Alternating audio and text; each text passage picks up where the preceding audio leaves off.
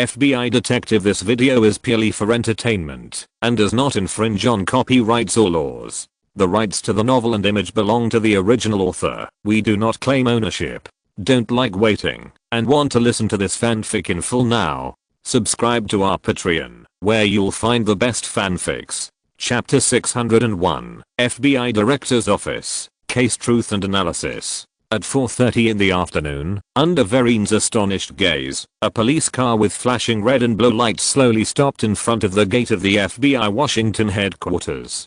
"Good afternoon, sir." After parking the car and getting out, Roan looked at the time, waved to Verine's and smiled. "My calculation was correct. It was a few minutes early. You always surprise me." Verine smiled as she looked at Francisco, who was taken out of Mona's car. Just as she turned around and was about to lead a few people into the building, Roan took out a white man from the trunk. After so much trouble, the truck driver had woken up at this time.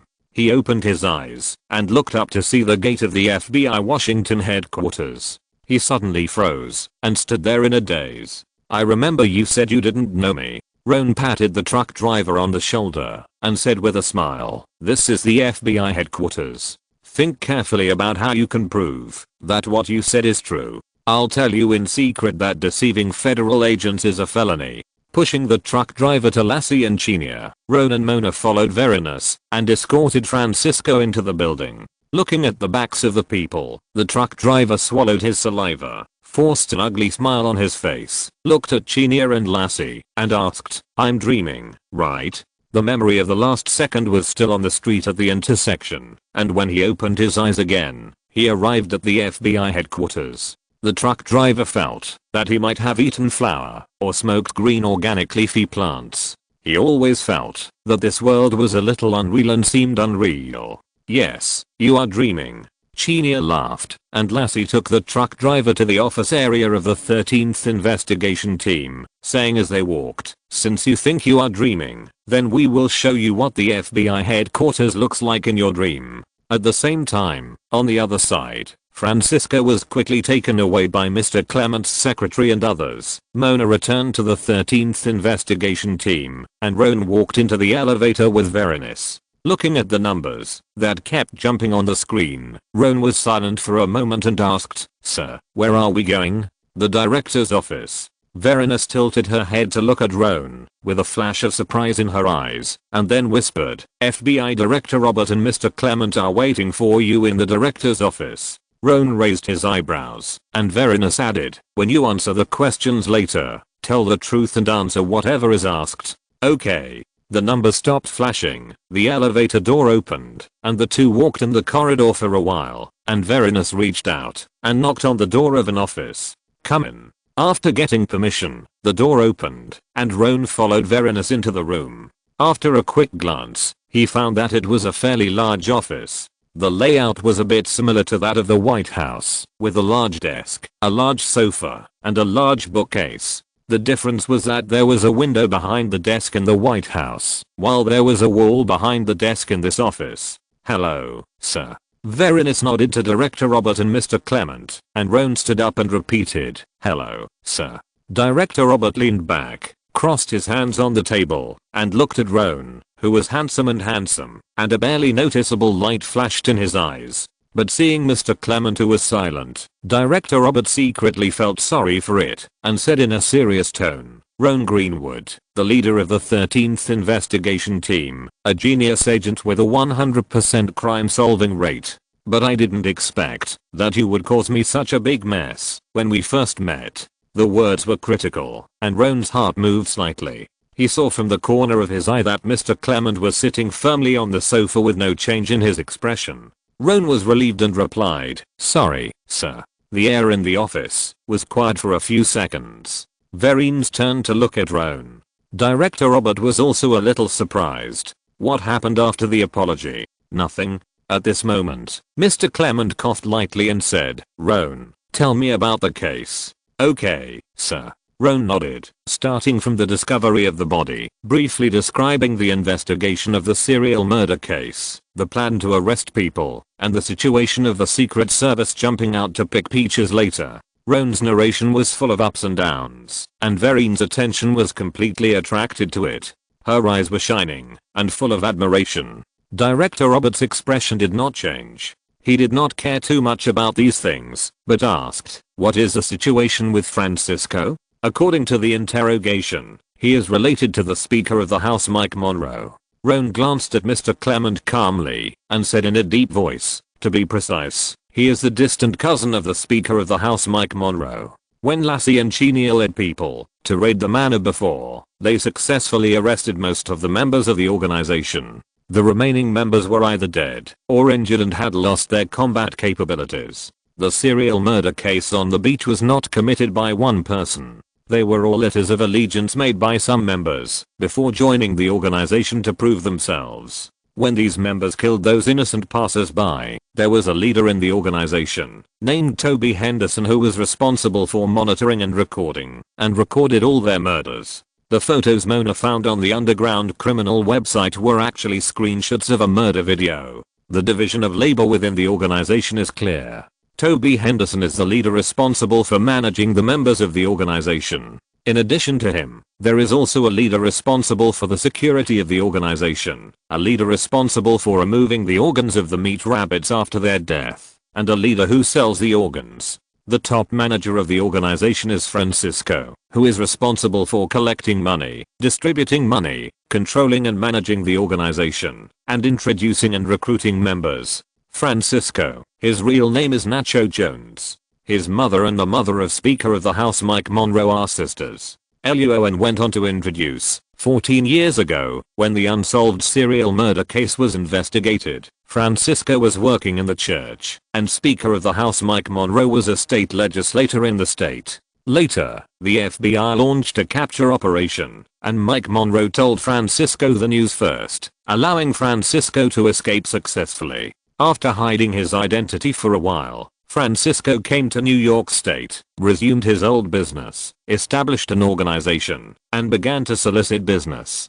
Director Robert pondered for a few seconds, leaned forward slightly, and asked, "Did the Speaker of the House participate in the establishment of the organization?" "It is not certain." Luo An shook his head.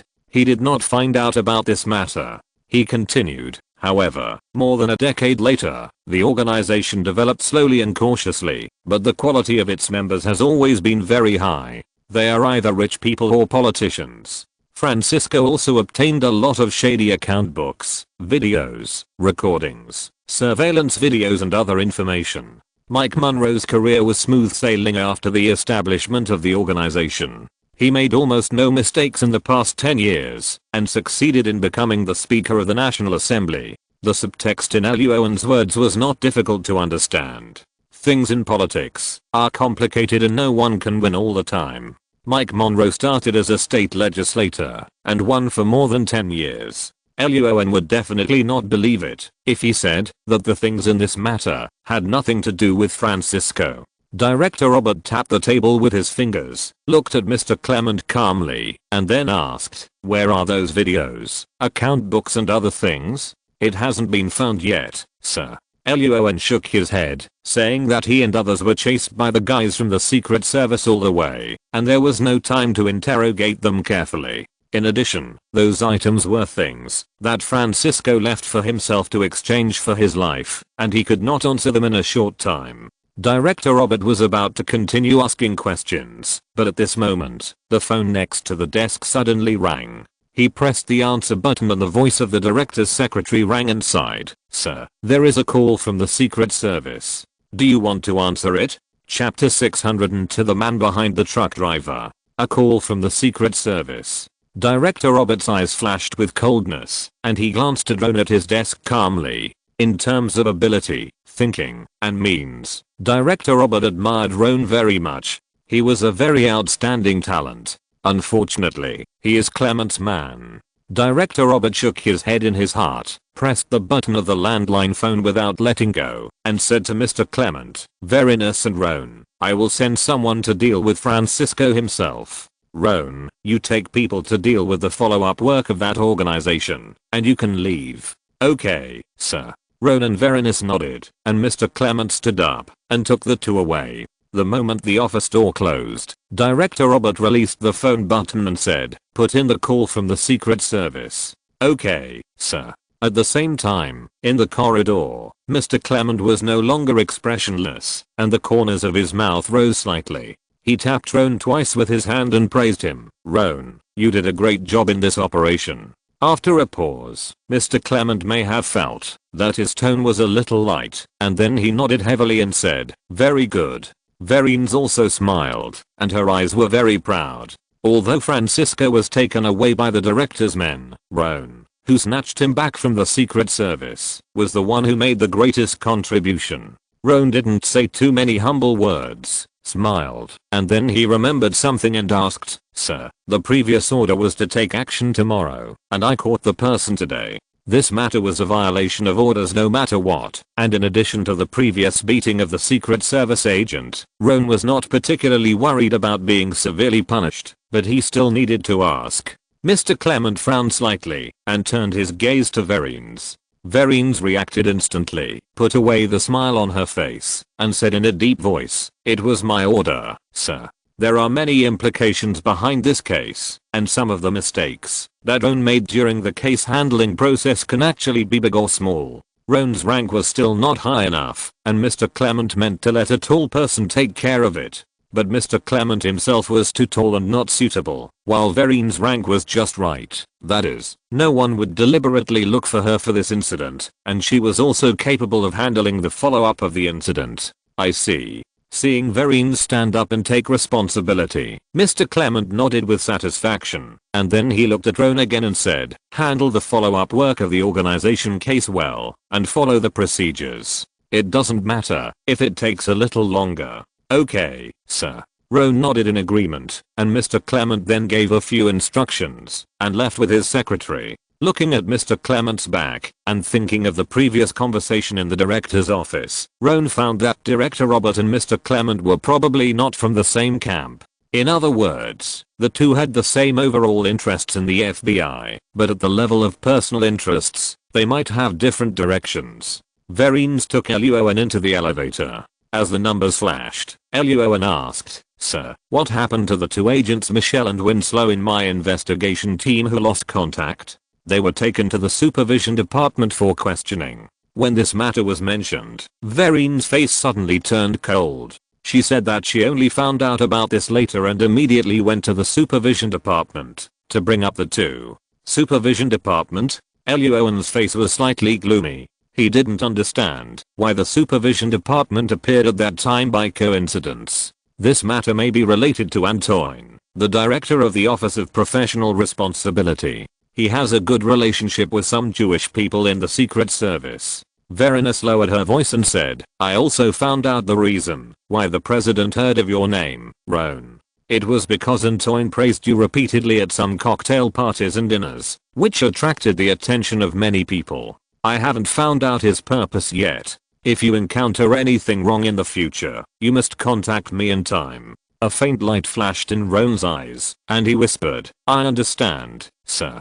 Ding, the number stopped flashing, and the elevator door opened. Verines finally said, "As for the follow-up of the organization case, don't be too hasty when handling it. Go slower and take longer." "Understood." Roan smiled and nodded. Mr. Clement said this just now. He and Verines meant the same thing. This case was rather special. The longer the case was handled, the better the credit would be afterwards. Just like the work in some departments, a task that takes 3 days to complete, you work overtime in 1 day to complete it, and you will not get any benefits, except a few simple compliments, but you will get more work. Luo An returned to the office area of the 13th investigation team. At this time, only Michelle, Mona and Winslow were in the room. Chenier and Lassie were still chatting with the truck driver in the interrogation room. Luo An looked at Winslow and Michelle and asked, "Are you okay?" "No." The two shook their heads. They had just been taken away by the supervision department for less than 10 minutes when Verines rushed over. Winslow smiled and said that he was taken away from there before his bed was even warm. Without discussing the matter too much, Luo An chatted briefly and prepared to go to New York again. The people of the organization were arrested before, and the Secret Service did not deal with them too much after taking over. They just threw the group of people into the temporary prison of the New York Police Department. Luo An and his team now need to take those people out and conduct interrogation. When everyone was packing up, Chinia and Lassie walked out of the interrogation room. Their faces were not very good. Roan was still changing clothes in the team leader's office, and Mona asked hurriedly, "What did you find out?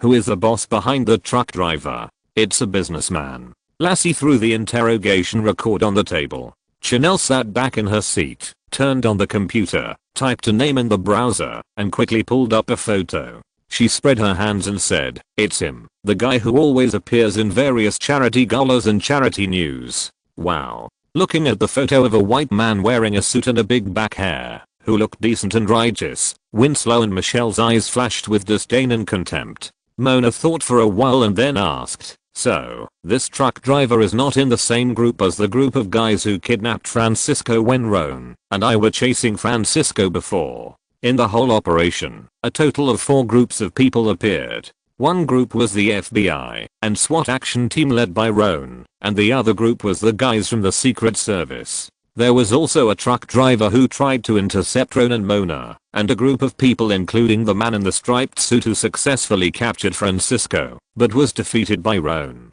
"No." Lassie shook her head. "The truck driver said he didn't know those guys at all. Another person sent them." Mona was speechless, counting on her fingers. "We plan to arrest Francisco and find out the truth. Francisco plans to escape. The Secret Service plans to snatch and suppress the case. The truck driver plans to stop us. Did the man in the striped suit kidnap Francisco and take him to see someone? We'll know when we interrogate them later." Lassie smiled. "Anyway, Roan has already caught them. Bad news, everyone." At this moment, Roan, who had changed his clothes, walked out of the team leader's office, shook the phone in his hand, and said, "The men in the striped suits have died in the hospital." Chapter 603, The Dead Man in Suit and Others. Interrogation. Unexpected clues. What?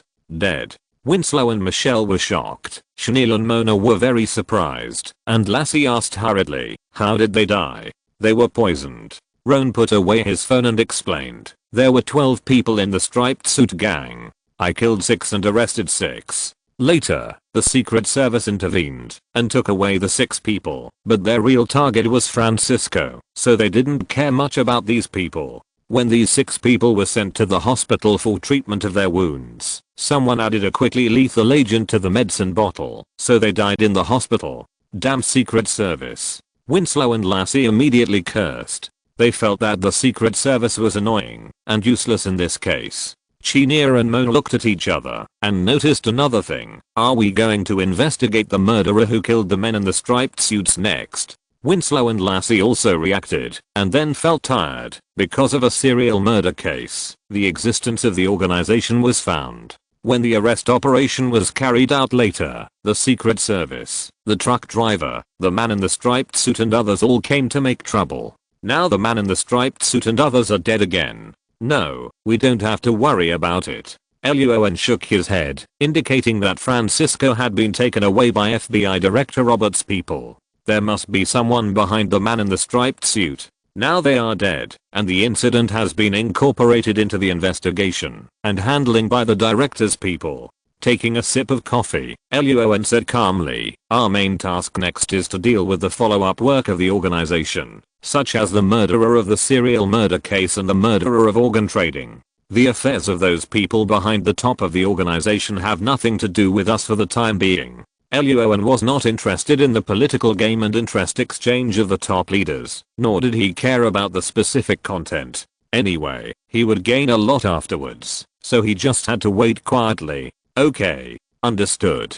Hearing Roan's words, Winslow, Lassie, Chanel and the others were relieved and nodded in agreement. The truck driver was sent to the temporary detention prison at the FBI Washington headquarters. Michelle was left by Roan and the 13th investigation team, mainly responsible for monitoring the truck driver, to prevent him from being shot in the back and committing suicide.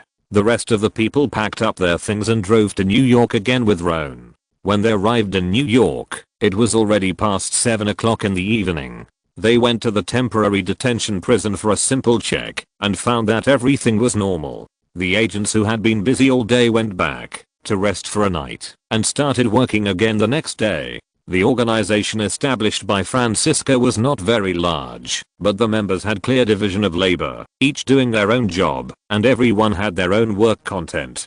The next day, at 9 o'clock in the morning, the agents of the 13th investigation team first interrogated 2 people. They were the leader who was responsible for removing the organs of the meat rabbits after their death, the guy nicknamed Dr. Tony, and the leader in charge of human organ sales, Zemina. After learning that Francisco, the founder of the organization, had been arrested and was being taken care of by the FBI headquarters, Dr. Tony and Zemina did not hesitate for long before telling everything they knew. In their narration, the work inside the organization was in order. Francisco was responsible for recruiting members to participate in entertainment activities inside the organization, such as watching others kill people, or members personally killing people, to experience the fun of killing. Considering that the members were all decent people, the people they killed naturally could not be the scum in society, such as homeless people, death row prisoners, etc., which would be disgraceful. So the organization would buy normal meat rabbits in the underground world who were healthy, had a decent identity, and had no infectious diseases. After all, such people were rare, so there were many second-hand merchants like Ines Heller outside the organization who were responsible for searching for meat rabbits everywhere and then selling them to the organization. After the meat rabbits died, their bodies were sent to the processing room at the back, and Dr. Tony would lead people to process their bodies and remove their hearts, kidneys, corneas and other organs. The funds from organ trafficking were handed over to Francisco, who used the money, along with the dues paid by members when they joined the organization, to distribute wages and bonuses to maintain the operation of the organization. After the interrogation, the 2 were taken away from the interrogation room by Lassie and Winslow. Chenia looked at the information in the notes about organ sales channels and major buyers of organs, and her face was very ugly. We have discovered a huge underground criminal empire. Luo An rubbed his temples, pondered for a few seconds, and said, "Send this information to Verinus later." In the interrogation just now, Zemina, who was in charge of organ trafficking, said that the organization sold a lot of human organs every month, but for the buyer who bought the organs they sold were just a fraction. This means that there is a fairly large human organ trading market and an organized criminal network in the federal underground world. However, the number 13 investigation team does not have the time or enough manpower to investigate such matters, so it is better to report the information to Verinus and let her decide how to deal with it most appropriately. Chanel nodded and put a note on her notebook. Not long after, Winslow and Lassie walked into the interrogation room with another person. The other person was a white man with light brown hair, a crew cut, a strong and muscular body, and looked tough, but he wore a pair of glasses on his nose. It was Toby Henderson, the leader of the organization who was responsible for managing and judging the members of the organization, and deciding whether others could join the organization.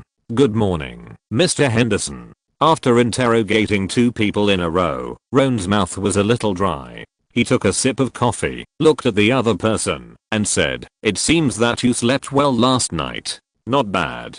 Toby Henderson smiled. His hands were handcuffed on the interrogation table. He turned sideways and crossed his legs and asked, "It seems that the doctor and the woman have answered your questions." The doctor and the woman he was talking about were Tony and Zemina. Without answering his question, Roan picked up the coffee pot and poured a cup of coffee for Chanel and another for Toby Henderson and asked directly, "Francisco has been taken away by our headquarters. Do you have anything to say?" Toby Henderson asked back, "What do you want to know?"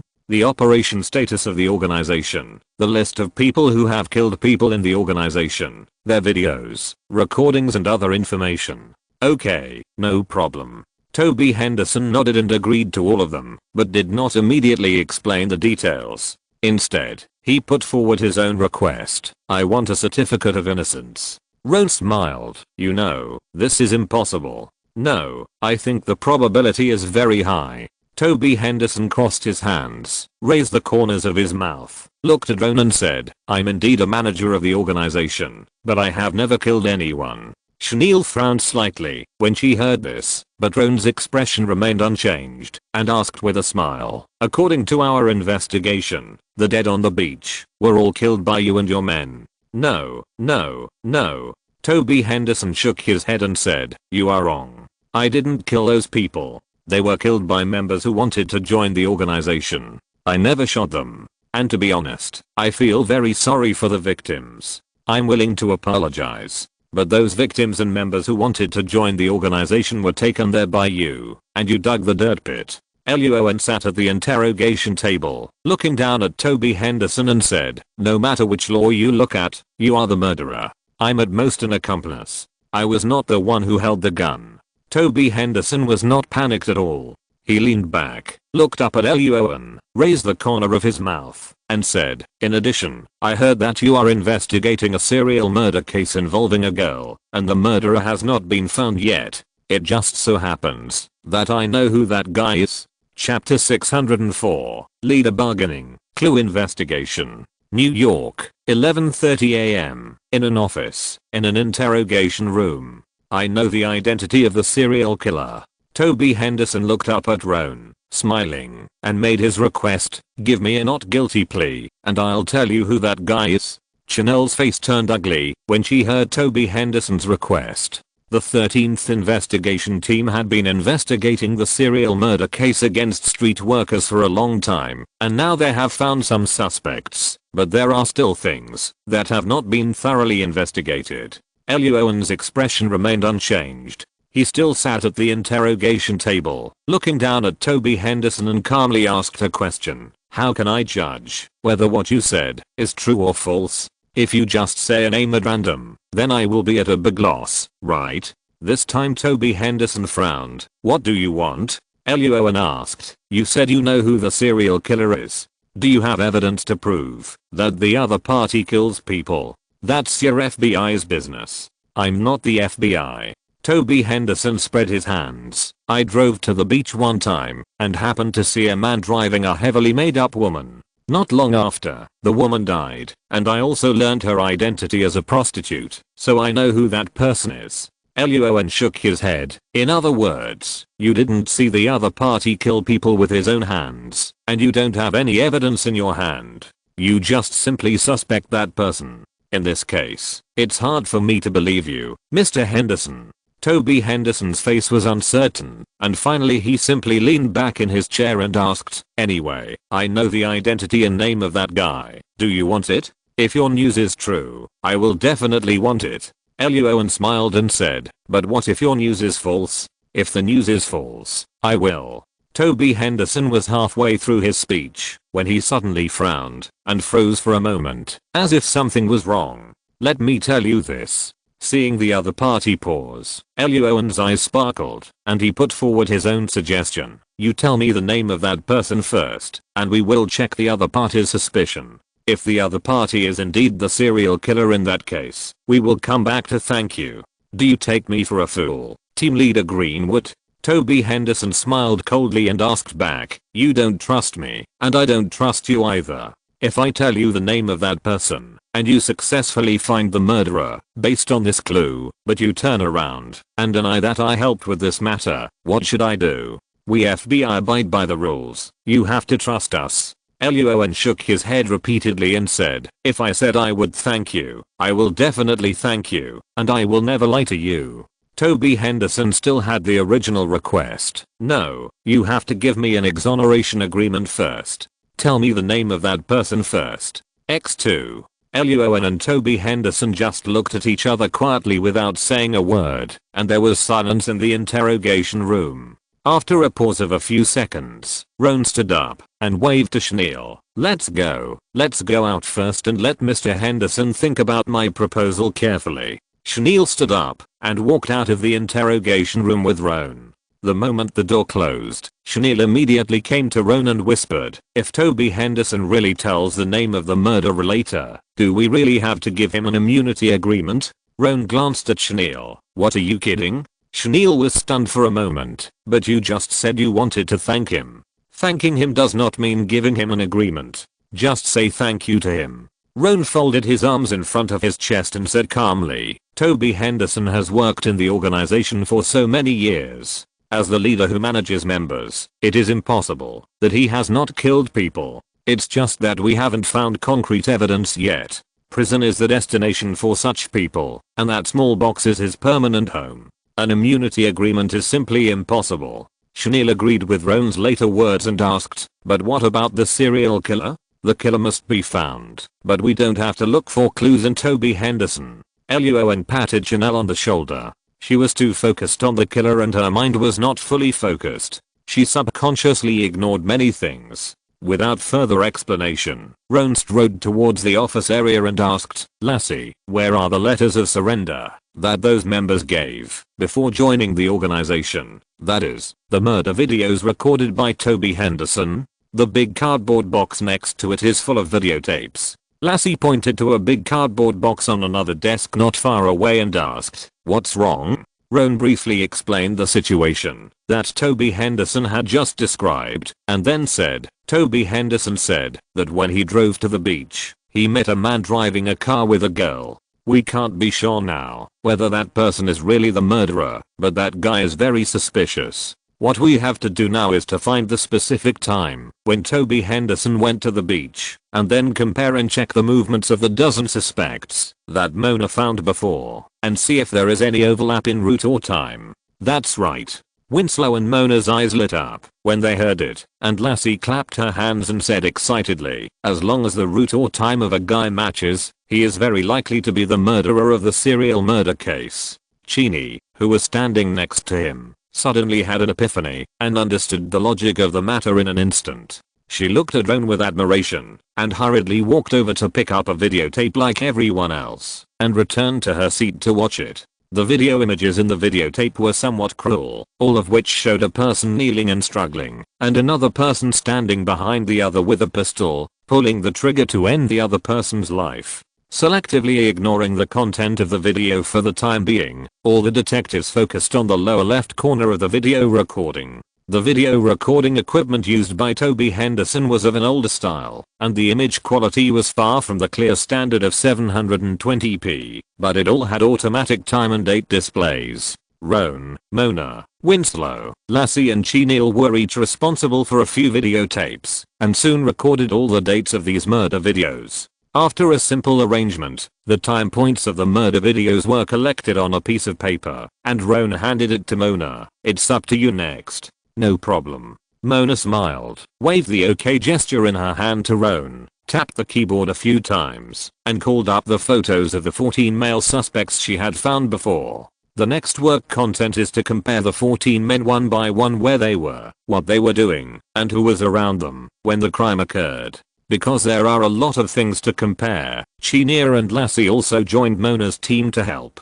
Time passed by minute, and more than 2 hours passed in the blink of an eye. During this period, Toby Henderson insisted that Roan provide him with a not guilty agreement, so he was taken back to the temporary detention prison by Winslow. More than 3 hours passed, and it was more than 5 o'clock in the afternoon before Mona and others completed the investigation. We have almost checked everything, but there is a problem. Mona took a big bite of the steak with sauce that Luo An bought, and said as she ate, many of these videos were shot 7 or 8 years ago, or even more than 10 years ago. The time is too long. The 14 suspects I found before had different family backgrounds. More than 10 years ago, some of them were still in college, some had just dropped out of school to work, and some had been struggling in society for several years. During this period, their itinerary, work records, and actions, etc., many of them cannot be found out. Chenier nodded, and Lassie glanced at Luo An who was checking the results next to him, and asked with the steak in her mouth, do you want us to go on a field visit and investigate? We will definitely find out something. No need. Looking at the information in the computer, Luo An narrowed his eyes slightly. I seem to have found the guy who likes to target profile workers. Chapter 605, Suspect, Phishing Enforcement. Found it? Hearing the words Roan said, Winslow and Chanel in the office were very surprised. Lassie was a little surprised. Mona quickly wiped her hands and moved to her computer and asked, who is it? Why didn't I notice it just now? Roan pointed to a white man with thick eyebrows, big eyes, a high nose bridge, no hair but looked very handsome, and said, the guy in the first row, in the middle. Winslow, Chanel, and Lassie also stopped eating and quickly came over. Mona investigated the information of the white man and introduced him. Edwin Crane, 54 years old, a partner of a real estate company, has a doctorate in finance, is in good financial condition. His wife is Aubrey Crane, and they have 2 daughters. After Mona finished the introduction, Lassie looked at his behavior trajectory when the murder video happened, and asked with a puzzled look, "Roan, why do you suspect that the murderer is him?"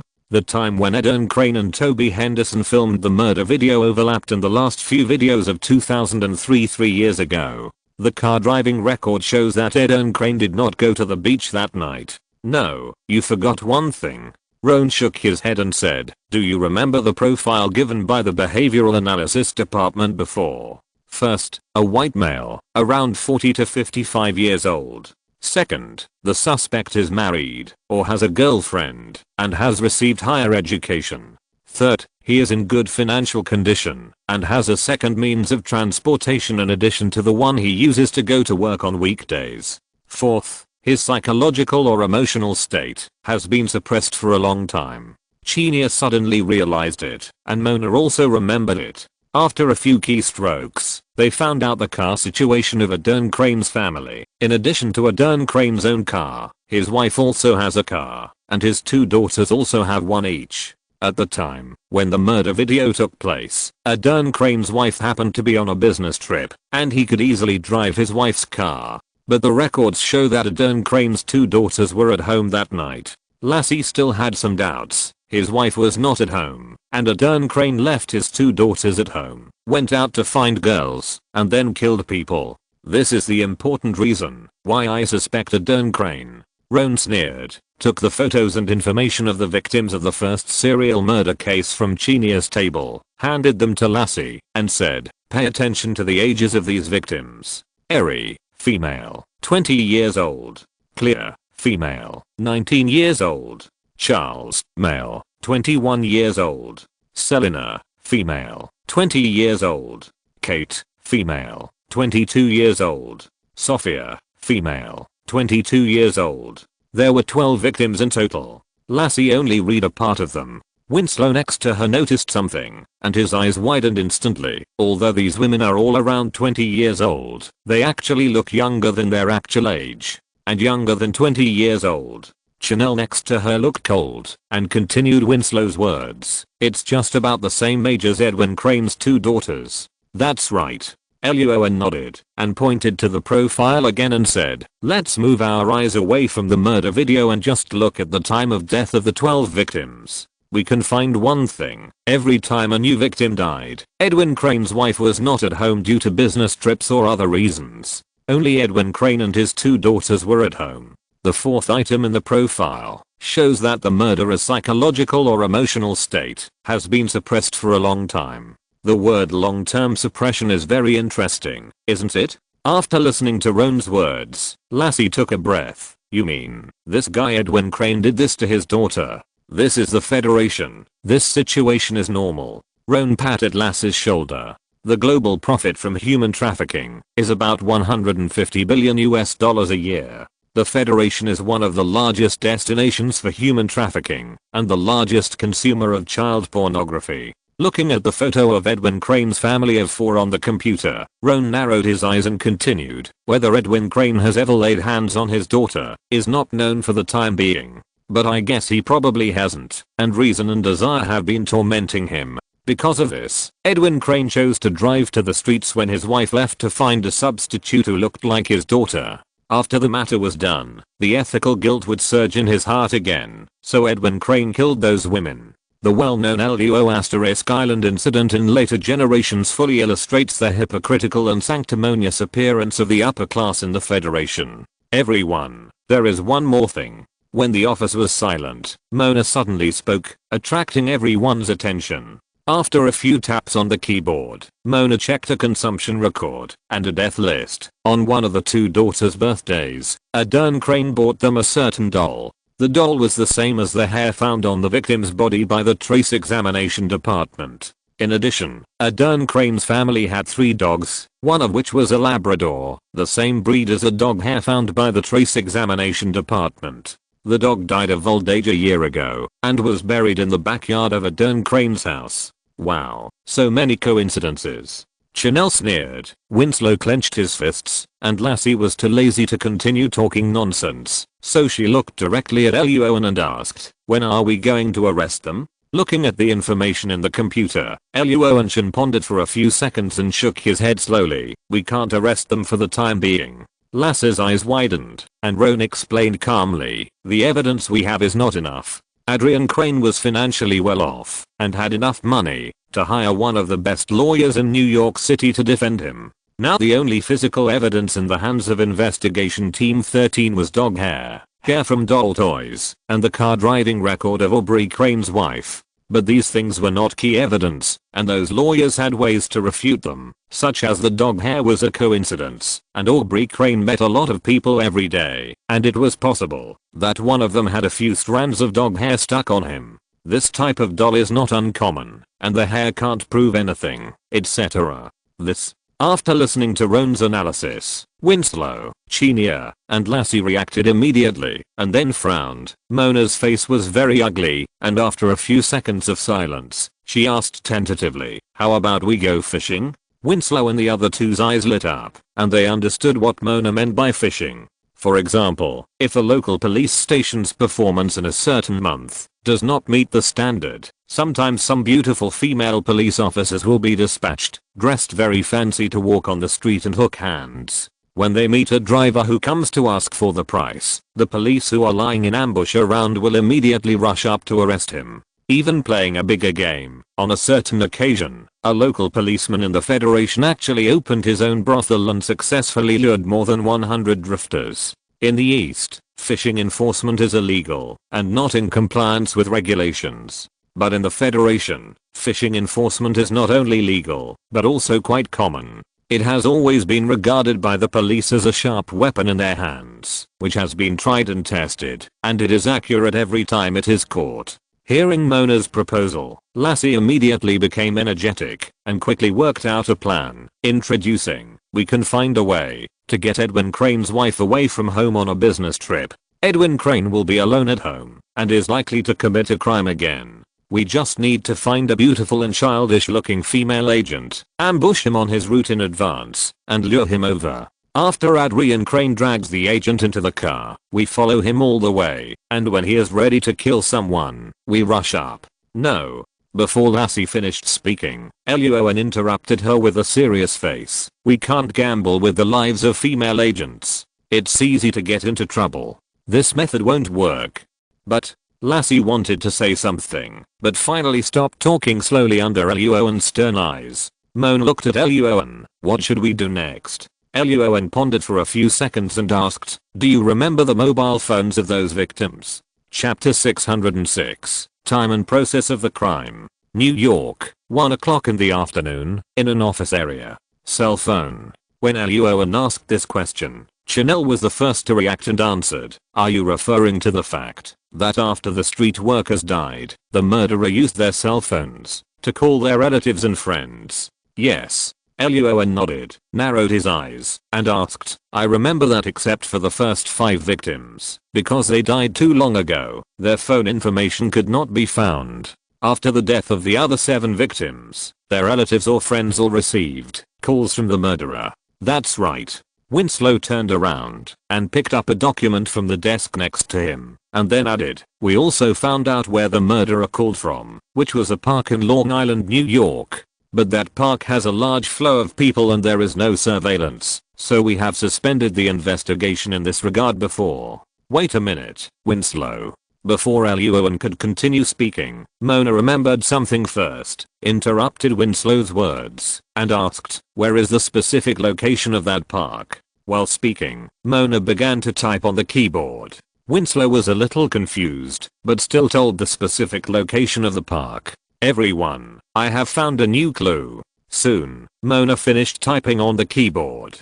She raised the corner of her mouth slightly, sneered, and said, the suspect Edwin Crane and his wife own several properties in New York. There is a villa area about 300 meters south of the park where the murderer called. There happens to be a house in this villa area under the name of Edwin Crane. Wow, so many coincidences. Lass's face showed a cold look, and she counted on her fingers. The white man's skin color matches, his identity, occupation, and economic situation match, the vehicle and time match, the psychological analysis matches, and now even the property matches. If Edwin Crane is not the murderer, then I might have to go to church to worship God. He must exist, and he has arranged too many coincidences. It's still the same problem. We lack key evidence now. Mona folded her arms across her chest, narrowed her eyes, and said, Edwin Crane was quite cautious. He did not leave too many traces at the crime scene, and there was no white genetic material on the body.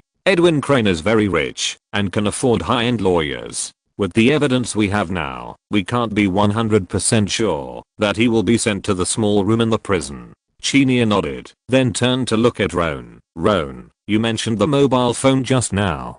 Do you have any ideas? Hearing this, Winslow, Lassie and Mona quickly turned their eyes to Roan, who was holding a folder with his head down thinking. After a few seconds of silence, he looked up and said, I'm thinking about something. The investigation records show that after the murderer used the victim's mobile phone to call the victim's relatives and friends, the phone completely lost contact and no one could get through. So, where are these mobile phones now? A light flashed in her mind, and Lass's eyes widened instantly. Could it be collected by Edwin Crane? Very likely. Chinia and Winslow nodded repeatedly, and Mona also said quickly, most serial killers have their own unique habits, such as leaving special symbols and marks at the scene. If Adrian Crane is really the murderer in this case, he has killed 12 street workers. It is impossible that he has no unique habits, and he likes to collect the victim's mobile phones. This possibility is very high. Lassie nodded repeatedly to agree with Mona's words, and looked at Roan with excitement. Roan, let's raid the villa next to the park. No hurry. Roan put his hand on Lass's shoulder, pressed her back into the chair, turned his head to look at Mona, and asked, can you find out the last time Adrian Crane went to the villa? Easy. Mona made an okay gesture to Roan, indicating that the villa area was very high-end and the surveillance facilities were very complete and very easy to investigate. Within 10 minutes, Mona had found out the details. The last time Edwin Crane went to that villa area was on March 1st, 2006, which was the first day of last month. Chinia's eyes moved, and she reached out to grab the folder next to her, opened it and read the introduction. The latest body, whose name was Lan Rusha, was found on March 14th. Chapter 576. The autopsy report of the trace examination department showed that the body died 2 weeks ago, about 14 to 16 days ago. Don't forget that phone call. Winslow shook the folder in his hand and said seriously, soon after Lan Rusha disappeared, one of her relatives received a call from the murderer. The call was made on March 1st. One more thing. Mona tapped the keyboard a few times, looked up and added, Aubrey Crane, the wife of Edwin Crane, left New York on a business trip on February 24th, and did not return by plane until March 11th. From February 26th to March 3rd, Adern Crane's 2 daughters happened to go home temporarily for some things. Everything is connected. Lass's face flushed with excitement. On February 24th, my wife Aubrey Crane was on a business trip and everything was normal. On February 26th, the 2 daughters returned home to stay temporarily, and Adern Crane had evil thoughts in his heart again. On the night of February 27th or 28th, Adern Crane drove his wife's car away from home and met Lan Rusha on the street. Lan Rusha was deceived into getting into the car and had sex with Adern Crane, who was wearing protective tools. After the incident, Adern Crane killed Lan Rusha, then cleaned up the scene and left the beach. On March 1st, Adern Crane went to the villa area near the park, took Lan Rusha's mobile phone in the park, and called Lan Rusha's relatives. Records show that Lan Rusha's relatives later called the police, but due to the nature of Lan Rusha's work, the police did not investigate. It was not until March 14th, when Lan Rusha's body was found by those children on the beach, Chapter 576, that the serial murder case was officially exposed. Winslow, Chinia and Mona nodded repeatedly. Roan was silent for a few seconds and ordered, Mona, you are responsible for investigating the whereabouts of Aubrey Crane's car during these days. Winslow, you go to investigate the victim Lan Rusha's situation before her death. to see in which area she solicited customers and whether there are any witnesses in the nearby area who saw Lan Rusha get in the car. Chinya, you go to contact the relatives and friends of the victims who received calls from the murderer after their death and try to convince them that they will be needed to testify in court later in this case. No problem. Understood. After An gave the order, Mona, Winslow and Chinya nodded in unison and immediately began to prepare. Lassie raised her hand and waved it. What about me? What should I do? Luo An raised his lips slightly, pulled Lassie aside, and whispered, you came from the intelligence department. There is something that is very suitable for you to do. After listening to the order given by Luo An to her, Lassie agreed without hesitation. But she still had a small question, and whispered, what about those mobile phones? In order not to alert the enemy, and not to arouse the vigilance of Edwin Crane, we can't go to the villa to search. But if we don't search, how can we be sure whether those mobile phones are in the villa? Luo An laughed and patted Lassie on the shoulder. This matter is very simple. I will handle it. If you're listening to this novel on a channel other than Fanfic World, it means they downloaded and uploaded it without effort. We cordially invite you to visit our channel, Mundo Fanfic Novelos. There you'll find the original version of this story and you can explore many other novels of various genres. We're waiting for you to immerse yourself in a world of incredible novels. Chapter 607, Arresting People, Villas, Washing Machines. Do you have a solution? Seeing Roan's relaxed smile, Lassie raised her eyebrows and asked curiously, what are you going to do? Go ahead and you'll know later. Roan smiled, but didn't answer Lassie's question immediately. He patted her shoulder and signaled her to act quickly, and then walked to the coffee machine not far away. Mysterious. Lassie muttered in a low voice, but immediately returned to her seat, took her things, and quickly left the office area. Winslow and Chinya followed closely behind, and soon only Mona was left in the office area typing on the computer keyboard. Next to the coffee machine not far away, Roan looked at the running machine, waited for a long time, took out his mobile phone and called someone. Good afternoon, team leader, it's me, Roan. At 5:30 in the afternoon, in an office in a high-rise building in Manhattan, East New York, Adrian Crane, with a high nose bridge and no hair, stretched his body and finished her day's work. Ding-ling-ling. At this moment, the phone on the desk suddenly rang. Adrian Crane bought himself a cup of coffee and picked up the phone. Hello. Hello. Is this Mr. Adrian Crane? There was an unfamiliar male voice on the other end of the phone, and the background was a little noisy. The man said quickly on the phone, I'm NYPD. Are you the owner of Villa 042 in a community in Long Island? Hearing the name of the villa, Adrian Crane paused in pouring coffee, and his face changed instantly, but his tone did not fluctuate. He asked, it's me, what's wrong? I'm very sorry, Mr. Crane. The noise on the other end of the phone was much less, and it sounded like the NYPD had walked to a place far away from the scene. The other party said sincerely, we arrested a wanted criminal before, but in the process of arresting him, the guy drove a stolen car into this villa area and caused a lot of damage. The walls, grass, and part of the walls of your villa were all damaged by grenades and bullets. We found out that you bought insurance for this villa. I suggest you send someone to the scene to deal with it, or let your insurance company contact us directly, and we will discuss the compensation issues reasonably.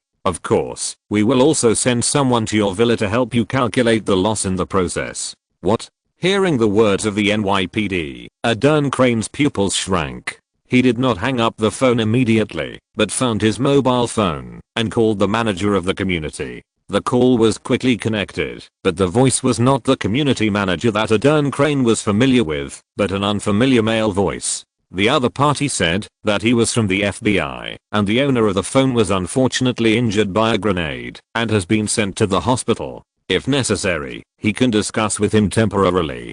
Damn it. Adrian Crane hung up the phone immediately after hearing that.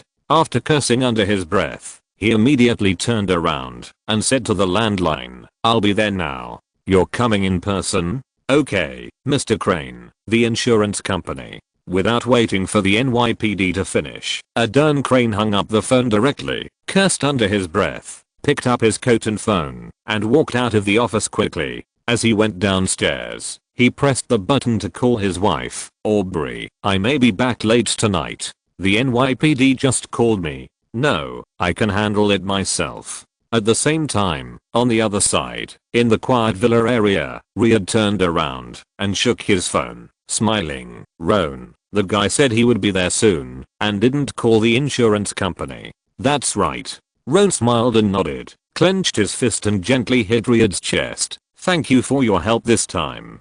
The call Roan made before was to contact Augustus, the leader of the 5th investigation team of the New York FBI branch, hoping that he could help. Augustus agreed without hesitation and sent out Riyad, the senior agent most familiar to Roan and the others. It's a small matter. Riyad laughed and punched Roan's chest with his fist. Then, looking at the intact villa not far away, he raised his eyebrows and asked, "It's been a long time since I took action with you. What should we do next?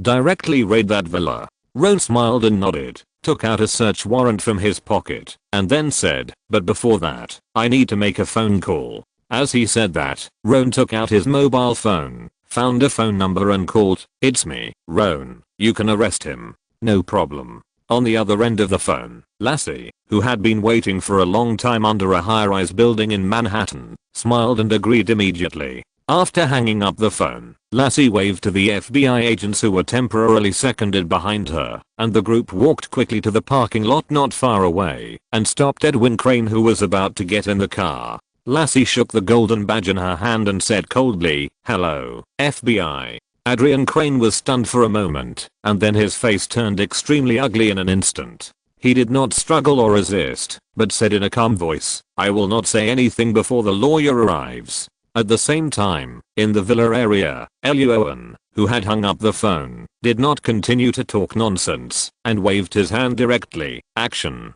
Understood. Because they knew that there was no one in the villa not far away, there were not many people in this operation. In addition to the 2 FBI action agents Luo An and Riyad, there were only 7 agents from the trace examination department behind them. Bang. Kicked open the door of the villa. Luo An and Riyad were just like when they were in the 5th investigation team, holding pistols, and clearly divided the work and quickly inspected every house. The bedroom is safe. The first floor is safe. The second floor is safe. The basement is safe. After confirming that there was no one in all the rooms, Luo An and Riyad put away their weapons and called the agents of the trace examination department to enter the villa. Not long after, several agents from the trace inspection department found a safe under the floor under a cabinet in the utility room on the first floor. Several agents took out professional equipment to crack the safe, and in less than 10 minutes, they opened the door of the safe. The moment the safe was opened, Riyad immediately came over, and his eyes lit up when he saw the things inside, and he immediately shouted, "Roan, I found the mobile phones you mentioned." "I know." Roan's answer was a bit dull, and Riyad was slightly stunned. He walked out of the utility room and followed the sound to find Roan, and found that Roan was in the kitchen, and his upper body was inserted into the washing machine. The living habits of the Federation are different from those in the East. Many people in this country install a laundry room in the kitchen. "What are you doing?" Looking at Roan, who was only left with the lower half of his body, Riyad's mouth twitched and asked, "Performance art? Do you need help?" "Stay away from me. I'm not stuck, and I can get out without your help," he replied in a muffled voice. After a moment, Roan slowly withdrew from the washing machine, and Riyad realized that he still had a small flashlight in his hand. Luo An turned off the flashlight and said, "Call the agents from the trace inspection department over here. We'll take this washing machine apart and take it away." "What?" Riyad was puzzled. Then he reacted instantly and asked, "Is there blood in the washing machine?" Luo An shook his head and smiled. "No blood, only hair." Riyad was at a loss. When Luo An was about to explain, his cell phone suddenly rang, and the number showed Mona. "Luo An, someone wants to see you." "Who?" "A very beautiful female reporter with a great figure." Chapter 608 Louise, the interrogation begins. Female reporter? The word coming from the phone made Luo An frown slightly. It was not because of the strong jealousy in Mona's tone. He could smell it even from such a distance. But Luo An had rarely been in contact with the media for such a long time, and the number of times could be counted on 2 hands. Thousands of thoughts flashed through his mind. Roan waved his hand to signal Riyadh to take people to deal with the washing machine. He walked aside and asked, "What's the name of that female reporter? Which media is she from?" In the office area, Mona glanced at a beautiful woman with a curvaceous figure and intellectuality sitting on a chair in the rest area not far away. She rolled her eyes calmly and said, "She said her name is Lois, from the New York Times." "Louise?" Roan narrowed his eyes slightly. "She wouldn't be called Lois Lane, right? Superman's girlfriend? You've read too many comics. The last name of this female reporter is Hernandez, and her full name is Lois Hernandez." Mona was a little speechless, and then asked, "When will you be back? The operation is not completely over, and I can't go back for a while." Roan didn't waste any words and said directly, "I don't accept the interview. Please help me reject that female reporter." "Okay." After a brief chat, the two hung up the phone together. Mona put down the phone with a slight smile on her face. She coughed lightly and turned expressionless in an instant. She turned and walked to the rest area, saying in a neutral tone, "Sorry, Miss Louise, our investigation team is handling a case. For reasons of caution, team leader Greenwood cannot be interviewed for the time being." Female reporter Louise raised her eyebrows, put down her coffee cup and stood up. Looking at Mona in front of her, she asked with a smile, "So, when is team leader Greenwood free?" Looking at the woman in front of her with a standard fox face and a chest that was a circle larger than hers, Mona's mind was alarmed. But her expression did not change. Mona replied in a calm voice, "Sorry, I can't answer this question. Team leader Greenwood will contact you when he has time later." "Okay." Female reporter Louise chuckled, took out a business card from her handbag, and handed it to Mona, then left the office. Looking at the business card in her hand, which was all light gold, printed with black name, occupation and other information, and exuded a faint scent of perfume, Mona snorted coldly and returned to her seat. Mona felt a little unhappy, but she was a woman of propriety. She didn't throw the business card into the trash can, but just pressed it under the coffee pot next to her. At the same time, in the villa far away, several agents from the trace inspection department were removing the washing machine from under the kitchen cabinet. The kitchen floor was full of parts. Soon, the washing machine was taken out from under the cabinet by the agents from the trace inspection department. Riyadh looked at the big object in front of him, and looked at Luo An speechlessly. "The sub we drove here has no place to tow it.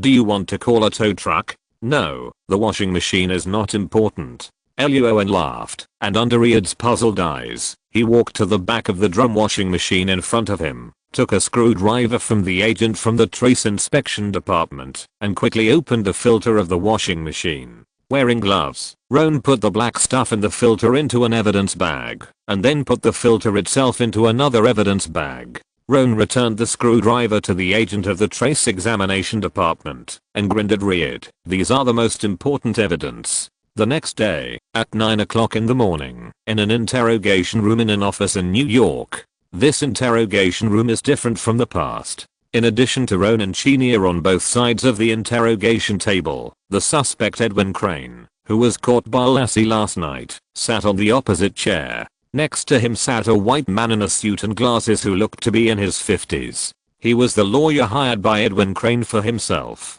"Hello, Lawyer Martin." Roan extended his hand to the lawyer opposite him and smiled. "I didn't expect to see you here." Roan had met this lawyer Martin when he was taken by Verinus to some dinners with senior politicians. The other party has been working in the legal industry for decades, and his experience, connections, and abilities are excellent. He is a guest of honor for many wealthy people and politicians. Roan had met the other party before, but was not familiar with him. He did not expect that Edwin Crane would actually call him over. "Hello, team leader Greenwood."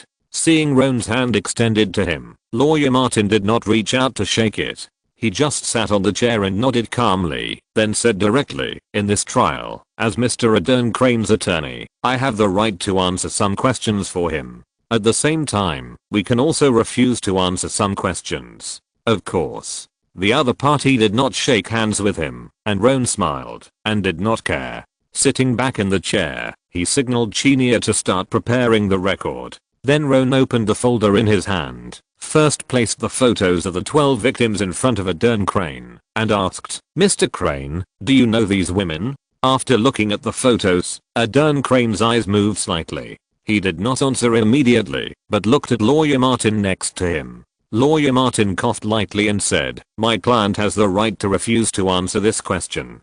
Chenia frowned, while Roan, who had been staring at Edwin Crane, chuckled and took out a few sheets of paper from the folder and put them on the interrogation table. "This is the car whereabouts record of Aubrey Crane, Mr. Crane, your wife, that my agent found last night. The record shows that at 9 p.m. on February 28th, the car left the villa where you live and went to a street on the west side of Long Island. The car stopped near the street for 40 minutes and then went to a road on the side of Long Island, New York. Mr. Crane, were you the one driving that night?" Crane looked at the lawyer, and Lawyer Martin whispered a few words in his ear. Crane nodded and replied, "It was me." Roan then asked, "What did you drive to do?" Edwin Crane spread his hands. "To do some personal business." "Please be specific." "I'm sorry, Team Leader Greenwood." Martin interrupted Roan's question again. "My client has the right to refuse to answer your questions." Roan raised his eyebrows and leaned back. "That's boring, Attorney Martin. It's not interesting." Attorney Martin laughed. "This is federal law. Federal law stipulates the rights my client has." Roan asked back, "Federal law also stipulates that deceiving federal agents is a felony. My client did not deceive federal agents." Attorney Martin said calmly, "We are just legally refusing to answer some questions to protect my client's privacy." "Okay, I respect federal law." Roan put down the folder and asked, "So, what questions can Mr. Crane answer?" Attorney Martin, "Please make a list for me." "Sorry, this is not within my responsibility." In the interrogation room, Roan and Attorney Martin were arguing fiercely. Crane next to him was stunned for a moment, not understanding who was being interrogated. At this moment, there was a knock on the door of the interrogation room. Mona opened the door and walked in. She looked at Edwin Crane coldly and handed a black document to Roan. After opening the file, the smile on Roan's face became brighter. He turned his gaze to Edwin Crane and asked, "Mr. Crane, you really opened my eyes." Chapter 609, Confession. Washing machine, hair. Captain Greenwood, there is something I need to remind you of. Lawyer Martin looked at the documents in Luo An's hand and became alert. He said in a deep voice, 15 hours have passed since you brought my client here last night. There are still 24 hours left. About 9 hours left, I know. Luo An waved his hand to interrupt Lawyer Martin, closed the folder in his hand, looked at Adrian Crane, and smiled. "The time is indeed short, but don't worry, because from now on, time is no longer important." Lawyer Martin's face was stern, and he said, "Captain Greenwood, I must remind you that, if you threaten my client, the first thing is the mobile phone." Before Lawyer Martin finished speaking, Luo An took out a few photos and papers, placed them on the interrogation table, and said, "We found 8 mobile phones in the safe of the villa near the park. According to the investigation, these mobile phones all belong to the victims. The test report shows that in addition to the fingerprints of the victims, there are more fingerprints of you, Adrian Crane." Lawyer Martin paused, looking at the photos on the table. He immediately turned his head and cast his gaze at Adern Crane beside him. Adern Crane's face was expressionless, but Roan noticed that his eye movements were much more frequent, and his emotional perception found that his negative emotions began to increase significantly. Lawyer Martin began to communicate with Adern Crane in a low voice. Seeing this, Roan coughed lightly, picked up the photos of several victims on the table, moved them to the top, and said calmly, "In addition, there is good news. After the hard work of my detectives, we have successfully persuaded the relatives and friends of several victims to not only testify in court, but also to help compare the similarity of your voice with the murderers." Hearing Roan's words, Adern Crane's face became even uglier, and Lawyer Martin's face also darkened. Seeing Martin's ugly face, Chenia felt a little happy. Roan blinked and added, "By the way, in order to prevent these witnesses from shooting themselves in the back, my agents have taken them to a safe place. Mr. Crane, you can rest assured. %#*. Adrian Crane's face was gloomy and his heart was beating fast. He cursed Roan in his heart, but he still gritted his teeth and said nothing. Martin's face was also ugly. He had heard of Roan's reputation and guessed that Roan must have some clues in his hands, but he never expected that Roan had so much evidence in his hands. After a few seconds of silence, Martin looked at Roan and said, "Captain Greenwood, I request to discuss with my client privately for a few minutes." "Okay." Chinia was about to speak, but Roan pressed down her arm and nodded in agreement. After temporarily shutting down the surveillance equipment and walking out of the interrogation room, before closing the door, Roan patted the documents that Mona had just brought him, smiled at Attorney Martin, and whispered, "Persuade your employer well, I still have evidence here. If he admits it sooner, he can get an evaluation of cooperating with the agent's investigation when the judge judges him. Otherwise, if a sentence bad attitude, resisting investigation appears in the file later, it will have a bad impact." Roan seemed to lower his voice and only spoke to Attorney Martin, but the interrogation room was so small and Attorney Martin and Edwin Crane were sitting very close, so Edwin Crane heard all the words clearly and his expression became even uglier. Roan chuckled, closed the door, and walked out of the interrogation room. Lawyer Martin took a deep breath, turned to look at Adrian Crane, and said seriously, "Adrian, from now on, you must explain to me the whole situation of this case." A few minutes later, Lawyer Martin knocked on the door and motioned Roan and Chinia to return to the interrogation room. Roan did not sit on the chair when he entered the room, but asked directly, "How is it? Are you still silent?" "No." Lawyer Martin shook his head and turned his gaze to Adrian Crane. Adrian Crane took a deep breath and said in a deep voice, "I admit that I committed 2 murders." 2. Hearing this number, Chinia's eyes widened, her face full of anger. Roan was still very calm and asked, "Are you sure?" Without waiting for Adrian Crane to speak, Roan shook the folder in his hand and said, "Mr. Crane, I admit that you are cautious. But you are a doctor of finance, not a doctor of criminology. The information I have shows that you have killed at least 10 victims. If you only admit to 2 cases, then the other 8 plus 2 murders." Adern Crane's eyes flickered, his throat rolled, and Roan's mind moved slightly. He coughed lightly and pulled out another piece of paper, saying, "Also, think about your family. The Family Behavior Analysis Department has completed the psychological analysis, which shows that you treat your women." "Stop." Lawyer Martin was about to speak. Adern Crane suddenly shouted, and then slammed the interrogation table heavily. "I admit that the murderer of that serial murder case is me." Lawyer Martin's face changed drastically. Roan narrowed his eyes and asked quickly, "Did you kill all 12 victims?" "Yes." "Okay, thank you for your cooperation." Roan and Adern Crane asked and answered very quickly and did not give Lawyer Martin a chance to interrupt. Hearing Adern Crane admit everything, Lawyer Martin immediately covered his eyes and his work was in vain. After a brief chat, Adrian Crane was taken away by Winslow and Lassie and sent to a temporary detention prison. Lawyer Martin stood in the corridor and looked at Adrian Crane's back for a few seconds, then turned back to look at Roan and said expressionlessly, as expected of team leader Greenwood, "You have very powerful means." "Thank you for the compliment." Roan grinned and extended his right hand to Lawyer Martin again. This time, Lawyer Martin did not refuse. Although he paused for a moment, he still extended his hand to Roan and shook hands with him, and finally turned and left. "I hate this guy." The elevator door closed, and Lawyer Martin disappeared. Chinia commented with an unhappy face, "He is arrogant and sanctimonious. After all, he is a lawyer in New York. The higher his status, the more he is like this." Roan smiled and patted Chinia's shoulder, then turned around and walked back. Chinia quickly followed and asked, "What is the content of the document that Mona just sent you?" The matter of the mobile phone and the witness had been determined before the interrogation began, and Chinia knew this. But she really had no idea that Mona had delivered the documents midway. "It's a report on the identification of a few hairs." Luo An smiled, handed the document to Chinia, briefly talked about the washing machine, and then explained. Adrian Crane was very cautious and cleaned the crime scene very cleanly. There was no hair of his on the body. But don't forget one thing. In addition to the hair left by Adrian Crane on the victims, the hair on the victims also has the chance to remain on Adrian Crane. Those victims are all women, and the probability of women losing a few hairs unconsciously is much higher than that of men.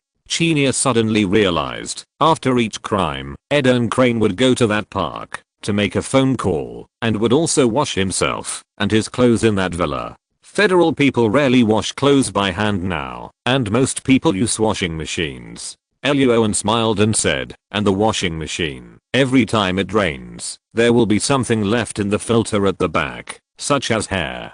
Luo An felt deeply about this. He had lived with Mona for so long, and every time before washing clothes, he would see a lot of long hair at the bottom of the washing machine. You're right. As a woman, Chenia nodded repeatedly. Men wouldn't care about this kind of thing, but most women have been troubled by similar things. Walking into the office area, Chenia said, Edwin Crane is a doctor of finance and a partner of a company. He hasn't been in the kitchen or done housework for decades. He is lucky to know how to use a washing machine. He doesn't care about the filter behind the washing machine at all, and it's even possible that he doesn't know about it. And every time he washes clothes, the hair left by those women will get stuck in it and stay until now. That's it. In the office area, Mona smiled and said, the trace examination department detected that the pile of black stuff that Luo An brought back yesterday contained hair from 6 different women. Only 6. Chenia was surprised and looked at Luo An. Then you just...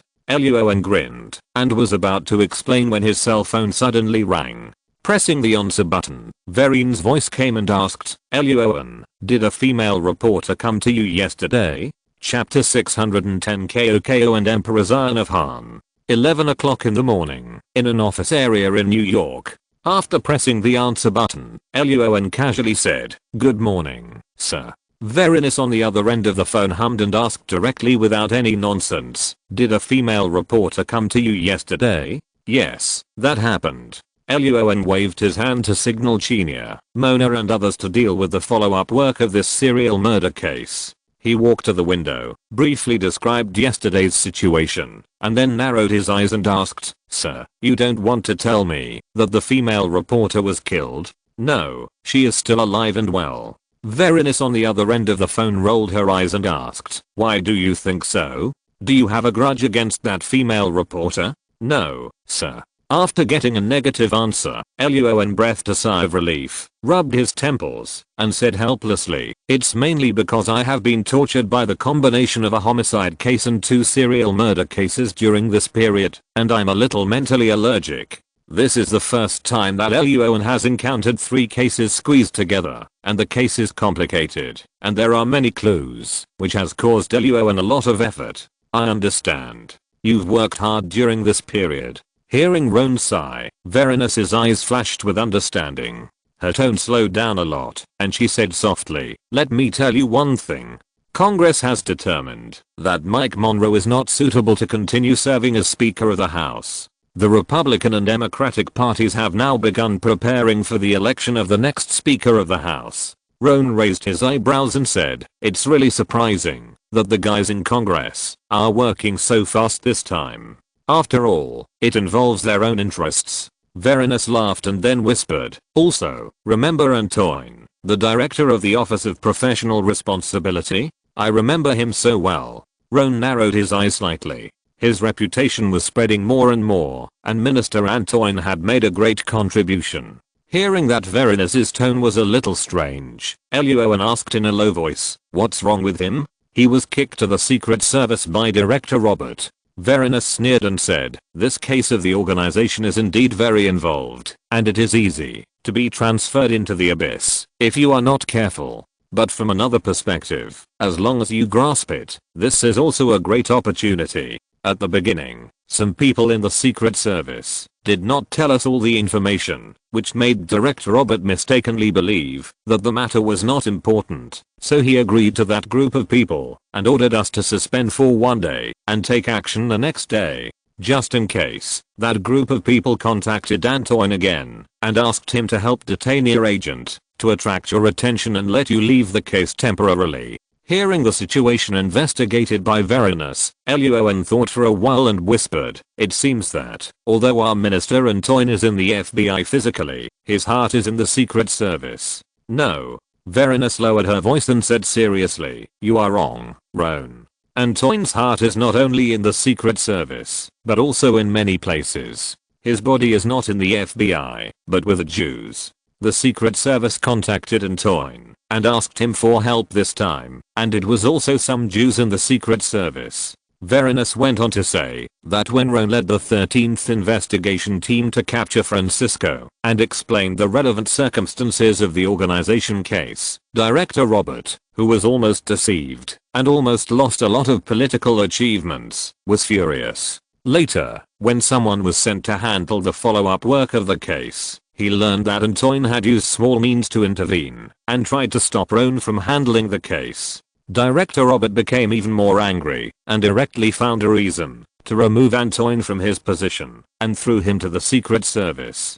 Varinus said coldly, Antoine made a big mistake by ignoring his own position and working for other departments. Luo An smiled and said, it's normal, after all, he is Jewish.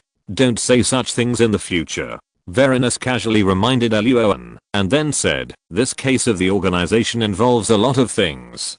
Director Robert and Mr. Clement are busy with this matter. It may not be over in a short time. When it is over, you, as the leader of this case, should be able to move up one step. This possibility is too small. Luo An shook his head repeatedly and didn't believe what Varinus said. He had just entered the FBI Washington headquarters not long ago, and coupled with the hurdle of age that he couldn't overcome, Luo An had long ago prepared himself to sit in the position of the head of the 13th investigation team for 3 to 5 years without moving to accumulate qualifications. Now Varinus said that he might be able to move up. This pie was too big, and Luo An didn't believe it at all. No, Luo An, this is very likely. Varinus on the other end of the phone narrowed her eyes and said meaningfully, I just said not your level, but your position. You know, we are the FBI. When encountering some cases, the headquarters often sets up some kind of special investigation team. Luo An's level within the FBI at this time is a team leader, that is, the supervisory special agent. Above the supervisory special agent is the team supervisor, that is, the assistant special agent supervisor, which is the position Varinus held when she was in the FBI New York branch. Luo An became a team leader and just joined the FBI Washington headquarters not long ago, so of course it is impossible for him to be promoted to a team supervisor so quickly. But many times, position does not equal power, and this has been the same from ancient times to the present, in the East and the West. Just like in the late Han dynasty during the Three Kingdoms period in the East, Emperor Xian of Han was indeed the emperor and the person with the highest status in the country, but his power was far less than that of the Prime Minister Ko at the time. The meaning of Varinus's words was very simple. Luo An's rank could not be changed in the short term, but after becoming the leader of some special investigation teams, he would be in charge of more people, have more information to view, and have higher authority. This was actually a substantial promotion of no name but power. Wow. Luo An understood the meaning of Varinus's words and remembered the situation of those special investigation teams. Getting promoted is a good thing, but Luo An was not in a hurry to be happy. He cared more about the things behind the power, so he immediately asked, Sir, what are the work contents of those special investigation teams? It involves some confidential cases, and it is not convenient to explain over the phone.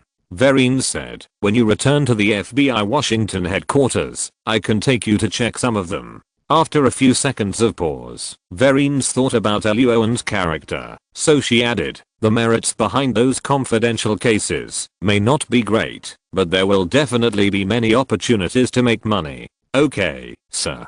Hearing the word making money, Luo An's eyes suddenly lit up, and he responded loudly, I will definitely handle this case as soon as possible, return to the headquarters as quickly as possible, and will never let you down. Varinus rolled her eyes beautifully, briefly discussed the serial murder case targeting street workers later, and then she was ready to hang up the phone. At this moment, Luo An suddenly remembered something and asked hurriedly, Sir, what's the situation with that female reporter? Varinus was stunned for a moment, and then slapped her head, almost forgetting the reason for making this call. Picking up the documents on the table, Varinus said, Luo An, you need to agree to the interview with that female reporter. Chapter 611, Female Reporter Identity, Interview. Hearing Vereen's asking him to accept the interview with the female reporter, Luo An looked calm. He guessed a possibility and asked, "Is the identity of that female reporter unusual?" "Yes." Vereen sighed, looked at the information in the folder in her hand, and introduced Luis Hernandez. Her father is the Deputy Minister of Defense, and her mother is the spokesperson of the Air Force Department. A flash of surprise flashed in Luo An's eyes when he returned to the office area and listened to Mona's brief description of her figure and dress. Luo An guessed that her identity was unusual. Although the Federation has always claimed to be free and democratic, the fact that women have a low status has always existed.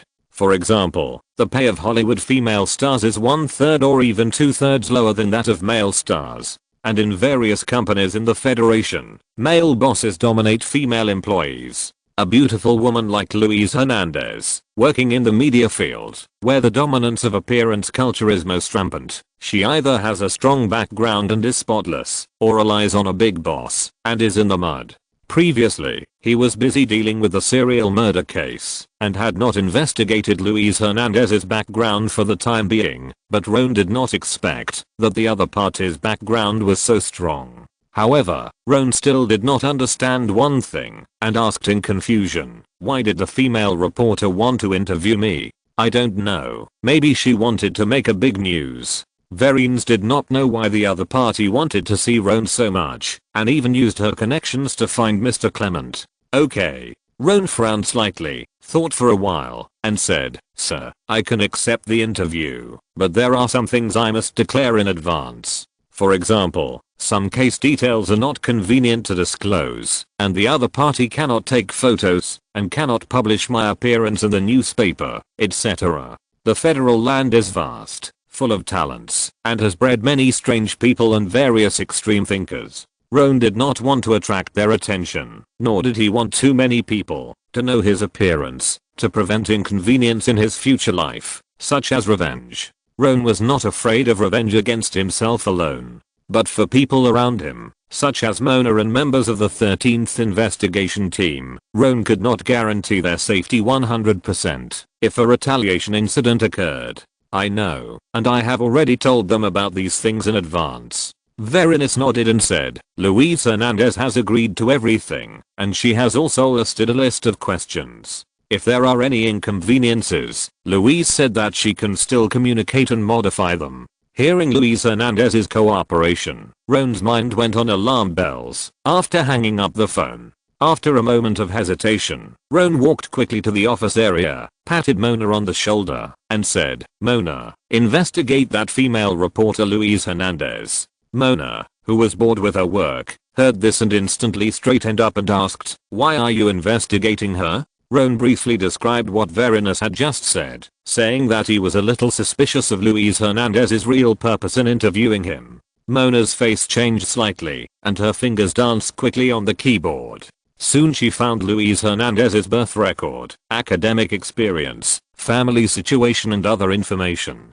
Seeing the identity of Luis's parents, Mona was also very shocked. Luo An thought for a while and said, "Mona, check what Luis reported to the society before." Mona continued to type on the keyboard and soon found the articles Luis had published before. A few were related to women's rights and equal rights, and most of them were reports in the economic field. There is no military, no cases, and even the NYPD is rarely mentioned. After quickly browsing the reports, Mona frowned and looked up at Luo An. "I think your guess is right. Luis Hernandez is likely to come after you, but why?" Mona was puzzled. The investigation results showed that Luis was not short of money, and she had two parents with ridiculously high status behind her. If the goal is the highest award in the journalism industry, the Pulitzer Prize, then you shouldn't come to Luo An. Reporting on the cases that Luo An has handled is likely to increase newspaper sales, but the possibility of winning the award is almost zero. Unable to figure out the reason, Mona suggested, "Why don't you accept the interview with this woman?" With his arms folded in front of his chest, Luo An looked at the information in the computer, pondered for a few seconds and slowly shook his head. "Escape can't solve the problem. Facing it is the best way. At least we have to figure out what the other party's purpose is." Mona was a little unhappy, but she still found the business card that she had pressed under the coffee pot before, picked up the landline phone, and called the other party. The call was quickly connected. "Hello, this is Louise." Hearing the sweet voice on the phone, Mona didn't care about Luo An next to her and directly rolled her eyes, pinched her nose, and communicated with the other party about the interview. The two quickly agreed on the time and place of the interview tomorrow, and then Louise took the initiative to hang up the phone. Click, the phone was hung up. Mona turned to look at Luo An, showing her white teeth, staring at Luo An, and said, "I will go with you tomorrow." Looking at Mona, who was full of jealousy and dared to pounce on him when he dared to refuse her, Luo An grinned and nodded. Mona raised her eyebrows slightly, and without waiting for her to speak, Luo An took her hand and moved to the computer, saying, "There is something you can help me investigate." The next day, the sun was bright, the air was pleasant, a little turbid. At 9:30 in the morning, in a conference room in a temporary office in New York, Luo An met the female reporter Louise. Today, Louise's hair was tied up high, and her fox-like delicate face was wearing a pair of golden glasses. She was wearing a dark blue women's suit, and her slender calves were bound by a layer of black stockings, leaving a gust of fragrant wind when she walked. Louise raised her lips slightly, stretched out her hand to Roan, and said, "Hello, Team Leader Greenwood. Just call me Roan." This was the first time Roan had met Louise. From the man's perspective, this reporter Louise was indeed very attractive. However, Roan simply shook hands with her and retracted his arm, motioning Louise to take a seat. Mona, who was standing next to her, stepped forward and poured a cup of coffee for the two of them with a blank expression. After a few simple greetings, Luo An introduced the topic and asked with a smile, "I see that the articles Miss Louise has published in the past are all related to economics. Although my major in college was accounting, I'm now working in the FBI and have almost forgotten my knowledge of economics. I wonder why Miss Louise wants to interview me this time." Across the conference table, Louise, who was sitting on a chair, smiled when she heard the words, put her legs together and slightly tilted to the right, blinked her big eyes at Luo An, and said softly, "What Team Leader Luo An really wants to ask is actually what is the purpose of my interview with you this time, right?" Luo An smiled and was not embarrassed and asked directly, "Then Miss Louise, can you answer my question?" "Of course." Louise nodded, but did not answer Luo An's question immediately. Instead, she turned her head to look at Mona, who was standing aside with a blank expression, and said, "But before I answer, Miss Mona needs to leave the room first." Chapter 612 Secret Agent, NGA. At 9:30 in the morning, in a temporary office. In the office area, Winslow, Chanel, and Michelle were sitting in their respective positions to handle the follow-up work of the case. After working for a long time, Winslow finally finished a document. He looked up and exhaled, reaching for his coffee, and found that Lassie was leaning on her chin with her hand and looking straight at the conference room not far away. "Hey, Lassie, what's wrong with you?" Winslow's eyes flashed with enlightenment, and he drank a sip of coffee, reached out and patted Lassie's shoulder, and asked with a low smile, "Are you fascinated by that beautiful female reporter?" When the female reporter Louise entered the office, her beautiful face and excellent figure attracted everyone's attention back, and Winslow also looked at her a few more times. However, everyone had heard about the other party's background from Mona before, so they didn't have too many ideas. After a few glances, Winslow lowered his head and continued to deal with his work. "You think too much." Lassie rolled her eyes at Winslow after coming to her senses and continued to process documents with her head down while explaining, "That woman is indeed beautiful, but I haven't reached the point where I like every woman I meet. I was just thinking, after this busy period, can I take a few days off to rest? I want to buy a house." Wow. Buying a house is a big deal. Not only was Winslow a little surprised, but Chanel and Michelle were also attracted to her and asked curiously, "Lassie, have you saved enough money?" "Yes." Lassie smiled, put her hands together, and bowed to the conference room twice, and said, "Thank you, Roan, for keeping my wallet full. Where are you going to buy a house? In New York or Washington, D.C.? I want them all." The four people in the office area gathered together to chat about housing issues, and the air was full of joy. On the other side, the conference room was quiet and the atmosphere was very depressing. Mona looked at the female reporter Louise expressionlessly. Louise's lips curled slightly, and she looked at her directly without fear. I don't know if it was an illusion, but Roan seemed to see sparks constantly splashing in the air between the two. After a light cough, Roan said, "Sorry, Miss Louise, Mona is my most trusted team member. She doesn't have to leave the meeting room." Most trusted. Louise laughed, turned her eyes to Roan, and said, "Is it because you live together?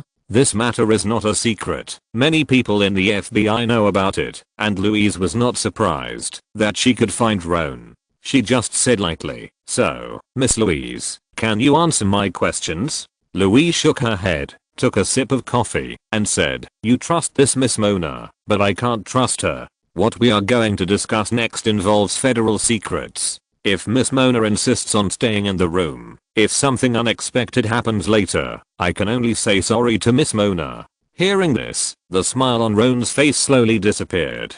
Without waiting for him to speak, Mona snorted coldly, put the coffee pot on the table, gave Roan a look, and turned to walk out of the meeting room. Mona believed in Roan's skills, and the area of the meeting room was not large, and there were other people in the investigation team outside, so Louise couldn't do anything to Roan. Mona stayed in the conference room, just because she was cautious, and she was definitely not jealous or defensive. No. Bang, the door of the conference room was closed, and Luo An looked at Louise quietly, spreading his hands forward. "Can we start now?" Louise raised her lips, took out 2 certificates and a piece of paper from her handbag, and pushed them to Luo An, saying, "This is the first thing." First, she took the certificate that was about the same size as the FBI gold badge, opened it, and found that the first certificate contained a photo of Luis Hernandez herself, and below it was written, "National Geospatial Intelligence Agency, NGA Secret Agent, number 6506. Then she opened the second certificate, and Luo An frowned immediately, because it was actually Luo An's own photo, and below it was also the words, National Geospatial Intelligence Agency, NGA Secret Agent, and the number was 65,061. When he opened the paper, there was not much content inside, and the text showed that it was a letter of appointment issued to Luo An by the National Geospatial Intelligence Agency, NGA. I didn't expect Miss Louise to have a secret identity. After reading these things, Luo An pointed to the ID with his photo on it and asked directly, "But what does this mean?" The Federal National Geospatial Intelligence Agency, abbreviated as NGA, is an agency of the Federal Department of Defense that collects, analyzes and publishes geographic intelligence for national security. The NGA headquarters is located in Fort Belvoir, Virginia. The headquarters covers a large area and is the third largest government building in the Washington metropolitan area, second only to the Pentagon and the Ronald Reagan building. It has support and liaison offices around the world. Because the budget, number of employees, and work projects of this agency are all confidential, Luo An had only heard of it in the past and did not know the specific situation. Unexpectedly, he met a secret agent from NGA today. That's what the document means. Louise chuckled, took back her ID, and said, "Congratulations on joining NGA and becoming a secret agent. This is just your unilateral decision." Luo An put the ID and appointment letter with his photo aside, leaned back, and crossed his hands on his legs. "I haven't written an application, nor have I agreed to this." Louise smiled and said, "So I came here today to invite you to join NGA. In other words, you are the inviter?" "Yes. I refuse. The ID has been issued, and the refusal is invalid." Louise narrowed her eyes, smiled like a little fox, and said, "Isn't it good to get an extra salary of a considerable amount every month? Then, what is the price?" Luo An spread his hands and said, "This is the Federation. There is no free lunch in the Federation, or rather, free is the most expensive. I don't believe that the funds over at NGA are so much that they have nowhere to spend it, so they can pay me a salary for nothing. Free is the most expensive, a very philosophical saying. Louise repeated what Luo An had said, and then continued. The main tasks of NGA agents include collecting geographical structures of other countries, exploring geographical information of certain areas, and exploring effective information such as geology, aviation, and oceans. Of course, your identity is not an agent, but a secret agent. The work content of a secret agent has nothing to do with the above, but I don't know the details very well, because since I became a secret agent, I have never left the Federation to perform a mission, and I have forgotten this identity for a long time. Miss Louise is really casual. Hearing that the other party almost forgot this identity, Luo An raised his eyebrows and asked, "Why does NGA want me to join?" "Because you are very powerful." Louise looked Luo An up and down, a barely perceptible light flashed in her eyes, and she smiled and explained, "No, I should say you are very powerful. Some time ago, you led a team to deal with and solve a case related to an arms dealer, and during that time you had a fight with a group of enemies on a small island in the southern part of the Federation. Subsequent investigations showed that you killed 13 enemies by yourself, and only your legs were seriously injured, while other parts were slightly injured. Although my name is Louise, there is no Superman in this world. Most of the federal agents cannot achieve such a terrifying combat loss ratio when they are only slightly injured. Your combat power is really too strong." Louise's eyes sparkled, staring at Luo An. She had seen many people, but she had never seen such a powerful and outstanding man. "Thank you, Miss Louise, for the compliment." Luo An replied casually. He was more concerned about the meaning behind Louise's words. "In other words, NGA wants me to join the department and then send me to other countries to perform missions?" Louise did not lie or perfunctorily, and nodded. "There is this possibility."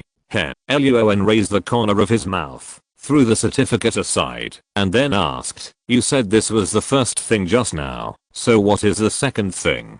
Chapter 613 Valuable Luo An, Certificates from Other Departments. "The second thing is related to my personal life." Hearing Luo An's question, Louise raised her eyebrows, leaned back and crossed her legs, raised her head high, and said, "Team Leader Luo An, I think I have a beautiful face and a good figure. So, do you know what problems a beautiful woman like me usually encounters?" Luo An was speechless when he heard Louise bragging about herself like a show-off, but the other party was indeed very beautiful, and narcissism had nothing to do with him, so he answered casually, "There will be a lot of people chasing you." "That's right."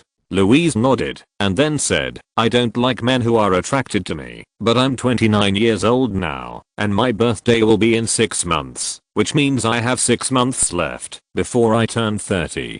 Luo An's eyes moved slightly, remembering that the other party had asked Mona to leave the meeting room before. He vaguely guessed something and asked, "Are your parents starting to urge you to get married?" "That's right." Louise smiled. Team Leader Luo An understands women very well. "No, I don't." Luo An shook his head and said, "If you have such troubles, I can introduce you to several psychologists to help you relieve your worries. As for me, I can't help you." "No, you can." Seeing Luo An reject her without hesitation, Louise raised her lips, guessing that Luo An must have thought of something, and said directly without further suspense, "Team Leader Luo An, I'm willing to pay $1 million after tax to buy your child." Luo An was stunned and very surprised. At first, he thought that the other party was pretending to be a couple with him, or getting married in a fake way, just like in some TV shows. He never expected that the other party would go all out and directly intend to buy his white genetic material. Louise's expression remained unchanged, and she said calmly, "I remember you said just now that you have read the articles I posted, so you should know that I'm a feminist. In today's society, many men control the means of production and go out to make money, while women stay at home and are responsible for giving birth and raising children. But I'm not short of money. I have the ability to take good care of my children, and the male role of husband is useless to me. Therefore, useless steps such as lovers and marriage can be omitted. I can completely skip these and give birth to a child of my own." Louise then took out another piece of paper from her handbag, handed it to Luo An and said, "This is your performance in the case on the island, Team Leader Luo An. The record shows that you are agile, excellent in shooting, and in very good physical condition. Moreover, Team Leader Luo An, you don't smoke green tobacco leaves, drink but not much, and have a regular life. This year, you are less than 30 years old, and you have climbed to the position of team leader of the 13th investigation team of the FBI Washington headquarters, which shows that your IQ and EQ are also far superior to others. With your physique, emotional intelligence, and IQ, plus my IQ, appearance, and figure, the combination of our genes will definitely create an excellent next generation. Looking at the rosy-faced Luis Hernandez in front of him, Luo An took a breath and felt a toothache. This kind of thing of buying male sperm and having children alone is not uncommon among the wealthy women in the Federation. Even after the country on the other side of the ocean became wealthy, this kind of thing is not uncommon. After all, these women have money and are able to take good care of their children without men. If they don't have enough working hours, they also have enough funds to hire professional nannies. Because of this, these women are very picky. After all, they don't want to give birth to a child with congenital defects. But Luo An never expected that this kind of thing would happen to her. Taking a deep breath and suppressing the messy thoughts in his mind, Luo An threw the NGA certificate back to Louise and said calmly, "Miss Louise, do you have anything else to say? If not, our investigation team still has work to do, so let's stop here today." Hearing Luo An's rejection, Louise leaned forward, crossed her hands on the table, looked at Luo An with burning eyes, and said, "Team leader Luo An is not satisfied with the price. $1.5 million is also okay." Luo An did not reply. Louise's expression remained unchanged and continued to raise the price, $2 million. Luo An stood up from his chair, with his right hand facing the door of the conference room. Then $3 million. Louise stood up and walked to Luo An, raised her head and stared into Luo An's eyes and said, $3 million. 50 seeds. How about it? Luo An was a little surprised. Seed. He always thought that the other party was talking about milliliters. That's right. Seeing Luo An's expression change, Louise's mouth corners slightly raised. $3 million for 50 pills. Team leader Luo An, you are definitely the most valuable man in the world. Luo An's mouth twitched, and he walked to the other side of the conference table, stuffed the NGA certificate back into Louise's handbag, then handed the bag to Louise and said, "Sorry, Miss Louise, I don't plan to make money from this. Thank you for the compliment."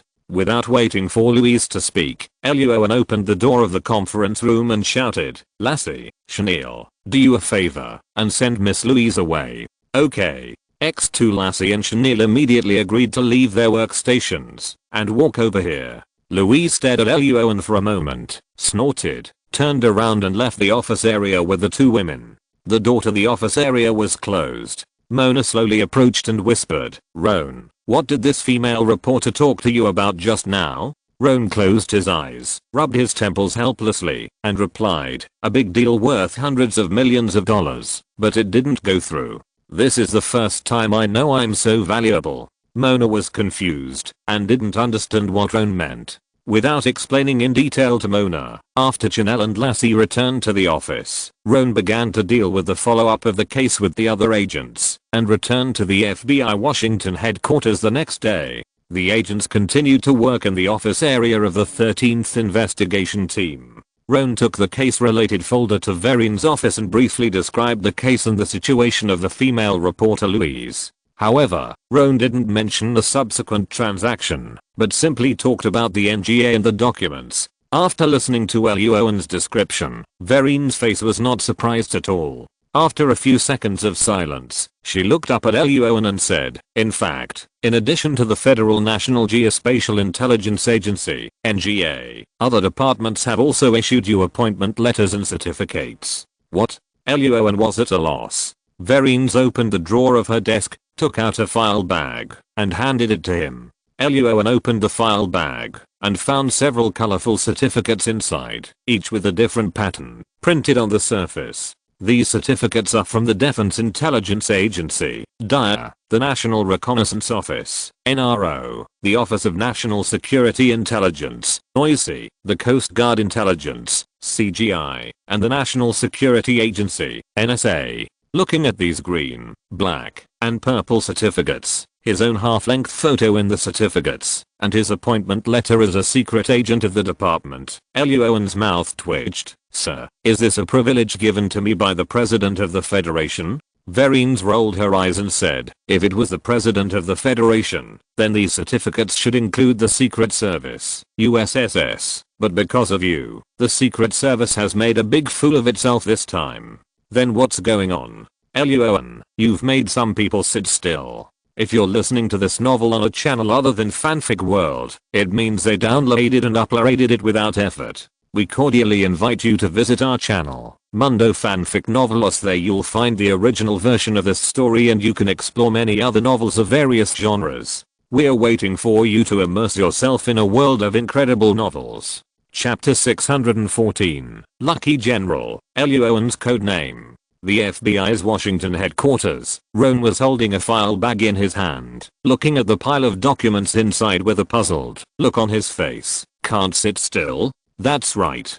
Verines crossed her hands on the desk, looked at Roan with burning eyes, and said, this is Washington, D.C. There are no secrets here. The reason why Speaker of the House Mike Monroe stepped down, on the surface, the direct contact was our FBI Director Robert and Mr. Clement. But the originator of this incident was actually you, the leader of the 13th investigation team, Roan Greenwood.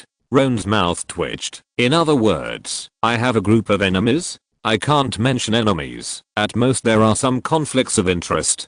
Verines shook her head and smiled. This is Washington, D.C. The exchange of interests and mutual compromise are the rules of the game. Those who break the rules will only be attacked by the crowd, and will not have a good end. In addition, your status is not high, and those who stand at the highest level will not pay too much attention to you. In addition, our FBI Director Robert and Mr. Clement are standing in front of you, so you don't have to worry. After hearing Verines' explanation, a light flashed in Roan's eyes, which was not easy to detect. The light quickly disappeared, and Roan's expression remained the same, showing no abnormality. He then asked, what about these documents? Verines thought for a moment and said, in that country in the east, there is a word called Lucky General. Have you heard of it? Roan was stunned for a moment, and thought carefully for a few seconds, before he figured out what Verines meant, and asked, sir, are you talking about Lucky General? Yes, that's the word. Verines nodded, looked at Roan with appreciation, and explained with a smile, the impact of the incident involving Speaker of the House Mike Monroe is actually far greater than you think, Roan.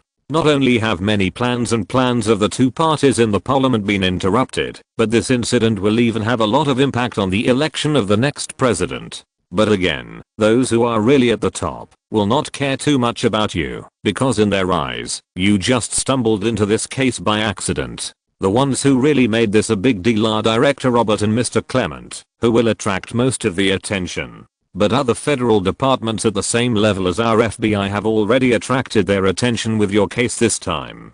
From the Special Investigations Unit in Los Angeles to the Investigation Unit 13 at the Washington headquarters, under the leadership of Roan, his team's case-solving rate has always remained at 100%. The case-solving rate of the previous Investigation Unit 5 was not 100%, only maintained between 45% and 52%. However, anyone with a discerning eye can see that it is not Roan's problem, because he has not worked in the Investigation Unit 5 for a long time. Those who stand at the highest level in the federal government are thinking about national affairs, party interests and their own interests, and will not focus most of their energy on Roan. But departments like the Federal Defense Intelligence Agency, DIA, the Federal National Reconnaissance Office, NRO, and the Federal Office of National Security Intelligence, NOISI, are different. They are all departments that actually do things. As long as it is a department that actually does things, it will encounter some difficult problems that need to be solved by professionals.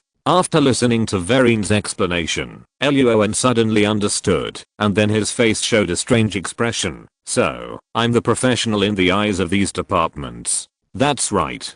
Verines nodded, then raised her hands, and placed them on her chin, looked at Luo An with sparkling eyes, and smiled. With a 100% crime-solving rate, you are definitely a professional among professionals. Not long after Congress announced the re-election of the speaker a few days ago, Verines received a call from a woman. The woman was the special agent in charge of the Department of Homeland Security, Dorothy Bush. Chapter 221. The purpose of her call was to borrow Luo An from Vereen's for a period of time and let Luo An help her handle a case. Because Dorothy Bush's private life was a bit chaotic, and her personality was arrogant and looked down on others, Vereen's relationship with her was quite average, or even very bad, and the two rarely called each other in the past. Hearing Dorothy Bush's request, Vereen's refused the other party without hesitation, and breathed a sigh of relief.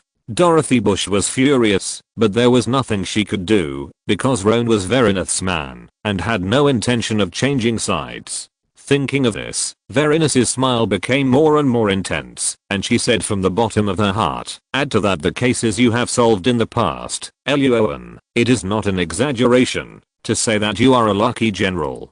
Thank you for the compliment, sir. Luo An smiled, and after figuring out the whole story, he breathed a sigh of relief, then shook the file bag in his hand and asked, what do you do with these documents? Just accept them.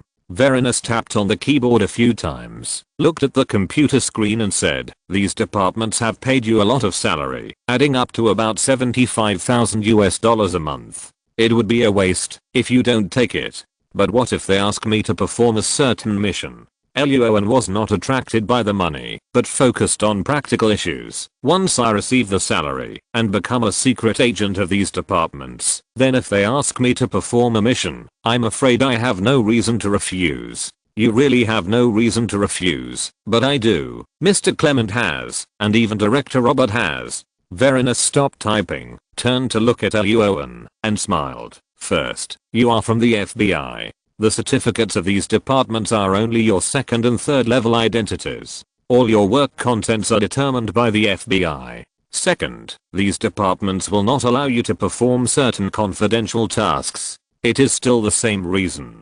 You are from the FBI. They will never hand over their confidential files to an outsider. The reason why they give you these certificates is, on the one hand, that they intend to get closer to you, so that when they ask you for help in the future, it will be easier for both parties to communicate. On the other hand, these departments hope that you will handle certain cases in the future. When you encounter cases that are not suitable for the FBI to intervene, but suitable for some of their departments to handle, you can call them first, and notify them to handle them. We are all people who do things. There is competition everywhere. The most important thing is the merit. Okay, I understand.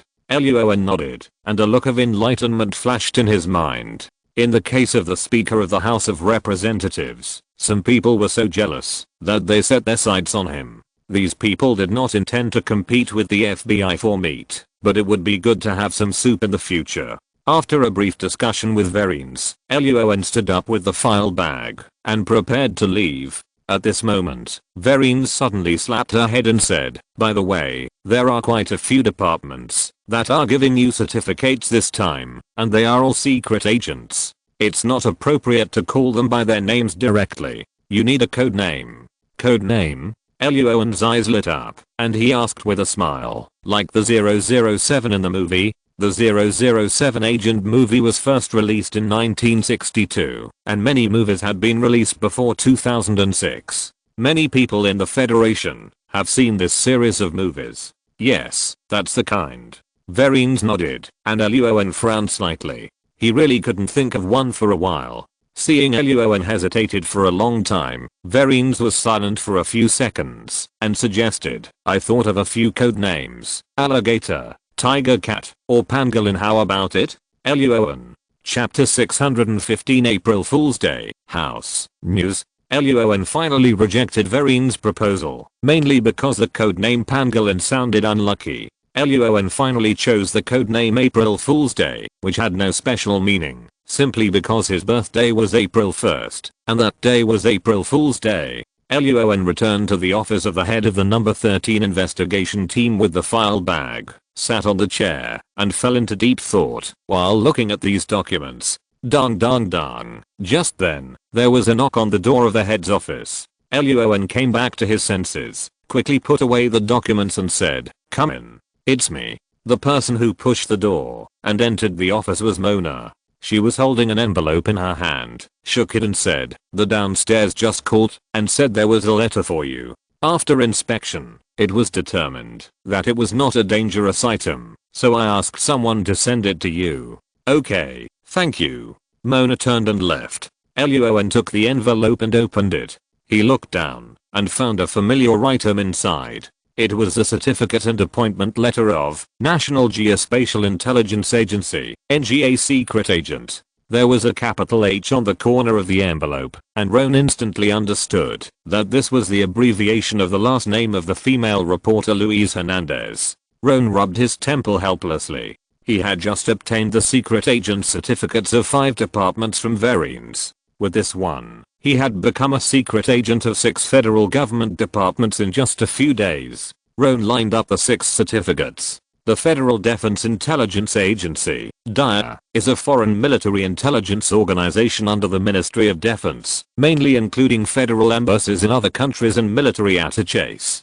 The Federal National Reconnaissance Office, NRO, is under the Ministry of Defense and is responsible for coordinating, collecting and analyzing intelligence collected from space shuttles and satellites. The Federal Office of National Security Intelligence, ONSI, is under the Ministry of Justice and is responsible for collecting intelligence information on drug trafficking organizations. The Coast Guard Intelligence Division, CGI, is under the Department of Homeland Security and handles various maritime law enforcement matters. The Federal National Geospatial Intelligence Agency, NGA, is under the Federal Department of Defense and is mainly responsible for collecting, analyzing, and publishing geographic intelligence. And the old acquaintance, the Federal National Security Agency, NSA, which is under the Department of Defense and is responsible for collecting and analyzing foreign and domestic communications data. Luo An was shocked and then suddenly realized that he worked for the FBI. With these documents, it seemed that he had a reason and identity to intervene in most of the events that happened in the federal territory. Unfortunately, there is no CIA. Luo An put away the documents and hid them. It didn't matter if there was no CIA. Whether it was the DIA or the NSA, they could pretend to be the CIA. When encountering certain things in the future, Luo An's complete identity was layered, and other people were dazzled. After taking a short break and walking out of the team leader's office, Luo An saw that everyone in the office was chatting around Lassie, so he walked up and asked with a smile, "What are you talking about?" Michelle poured Luo An a cup of coffee and said with a smile, "Lassie plans to buy a house and is asking us to study the layout structure of several houses." Luo An was slightly stunned and looked at Lassie in surprise. "You plan to buy a house?" "Yes." Lassie smiled, picked up a few bags of snacks from her desk and stuffed them into Luo An's pockets and said proudly with her hands on her hips, "I have saved enough money to buy a house. And it's money for 2 houses. Mona patted Lassie's shoulder and smiled. "Lassie is very good. I'm not good. Luo An is good." Lassie put her arm around Mona's arm, looked at Luo An with a smile, gave Luo An a thumbs up, and said, "If Luo An hadn't helped me with advice, and suggested that I buy stocks of Apple, Microsoft and other companies, and if several investigation teams hadn't taken me with them on the way, I would not have been able to complete my small life goals so quickly." Although Roan often steals snacks bought by Lassie and often bullies Lassie when there are no cases, Lassie trusts Roan the most among the people in the 13th investigation team, except Mona, Michelle, Winslow, and Chanel also trust Roan very much, but none of them can compare to the trust Lassie has developed after so many experiences together for so long. Winslow, Chanel, and Michelle are also happy for Lassie. They don't feel jealous. First, Lassie has been with Roan for the longest time, and second, they have a lot of income. It is only a matter of time to achieve their respective goals. Compared to the excited people, Luo An was very calm.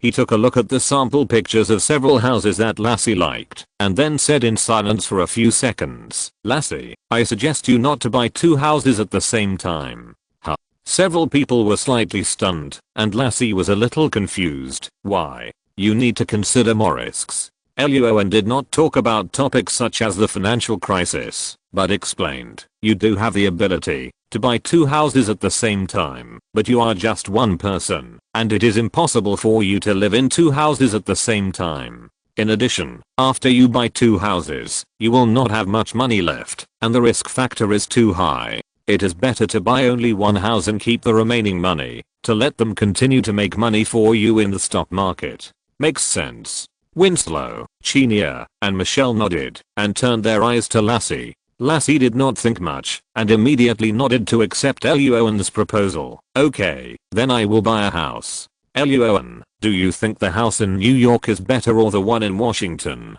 D.C. is better? The one in Washington, D.C. is better. Luo An threw the sample drawings and other information in his hand back on the table, and said with a smile, we are working in Washington, D.C., and you have to stay in the number 13 investigation team to work for me. TSK, Lassie rolled her eyes, and Luo An laughed. After a while, Lassie threw the information about the house in New York aside, and the few people began to discuss the housing situation in Washington, D.C.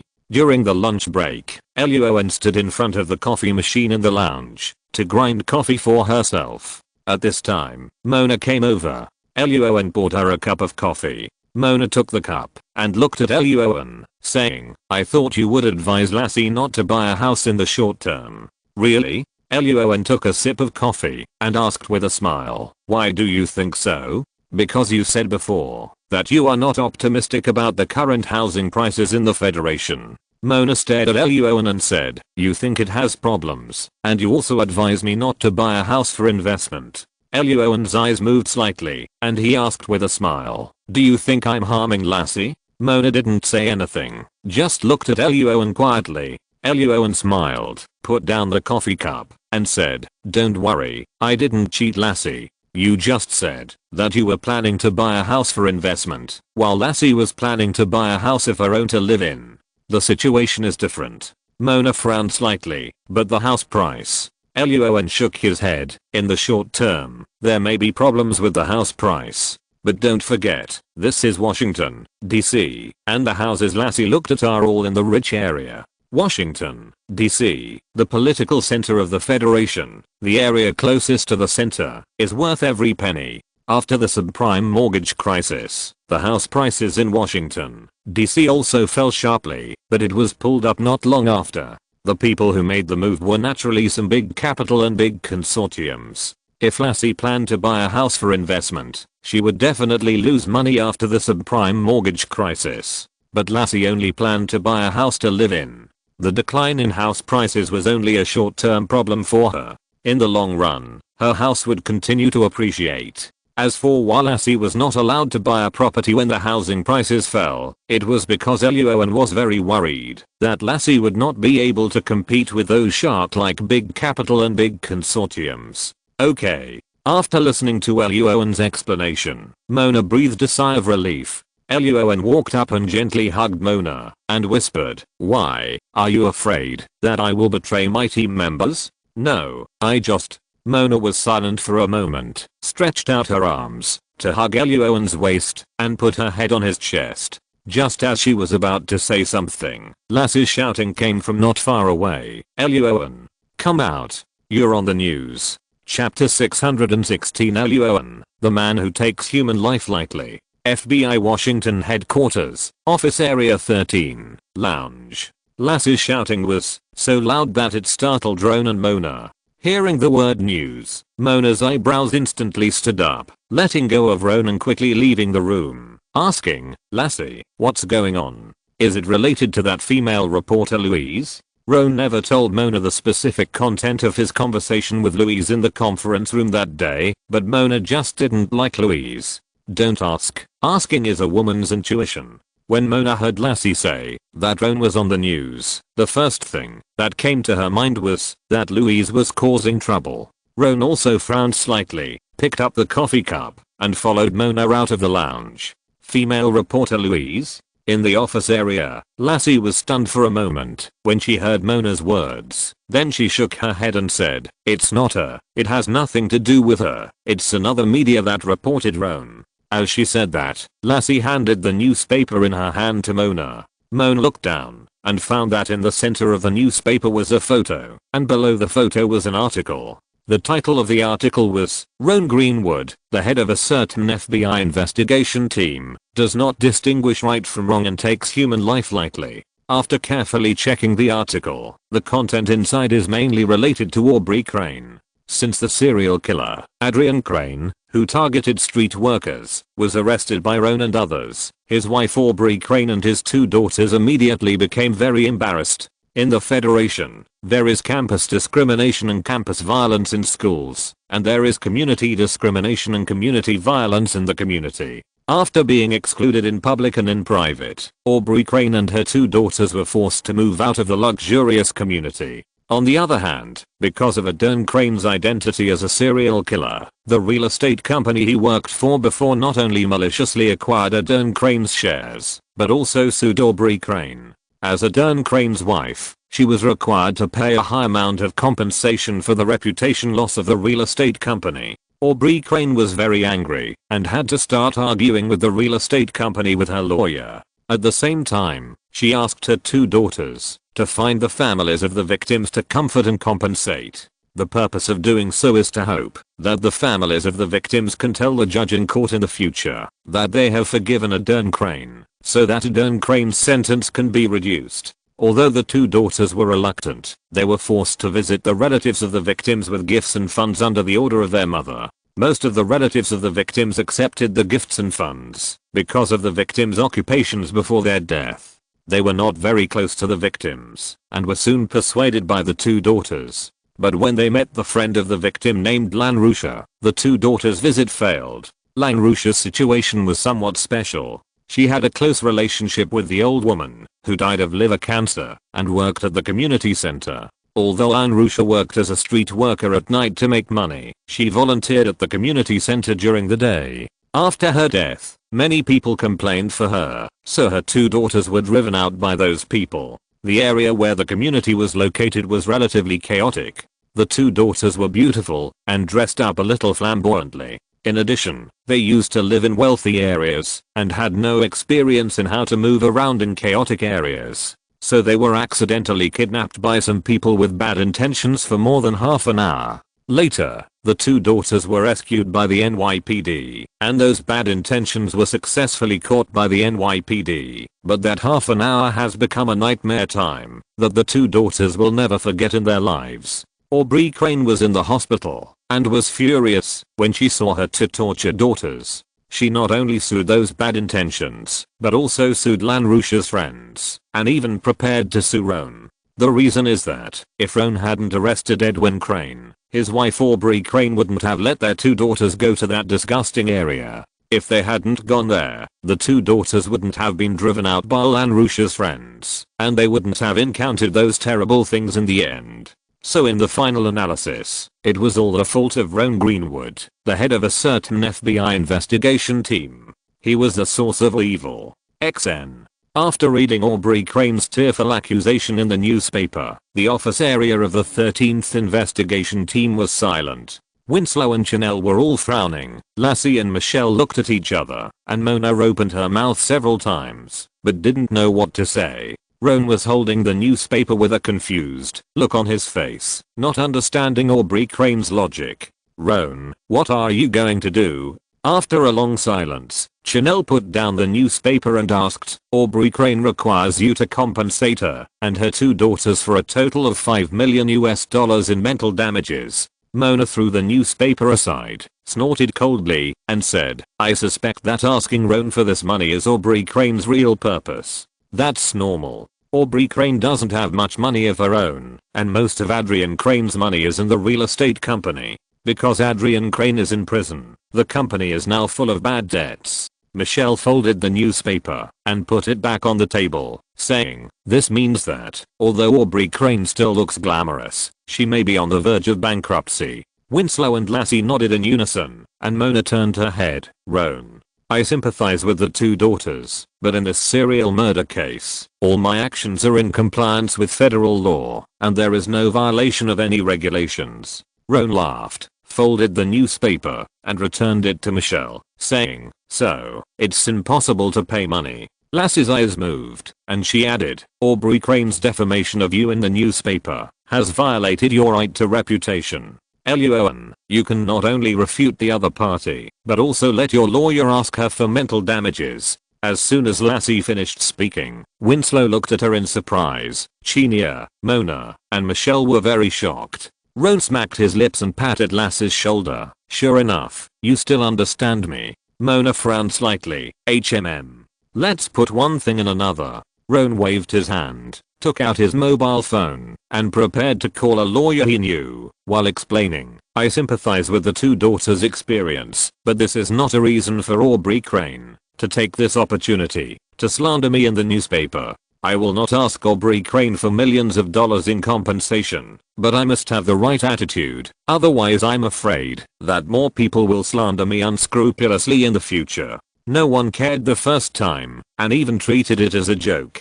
But the second, third, and even fourth time, the lies gradually entered people's hearts, and in the end there will always be people who believe them. By then, it will be too late for me to explain. After listening to Roan's explanation, everyone present suddenly looked serious. Mona didn't say anything more, and even helped Roan get Aubrey Crane's contact information. This matter was neither big nor small. Roan did not have the time, or need to do it himself, so he handed it over to the lawyer to handle. That night, in the villa where Caroline had already left, Roan and Mona indulged themselves for more than 2 hours. After the fun ended, Mona was too tired to fall asleep. Roan got up and went to the bathroom. While washing up, he began to check the system page. Chapter 617 System Harvest, Handcuffs. On the familiar light blue page, the system rated Luo An's performance during this period as excellent and accumulated a total of 10 treasure chests.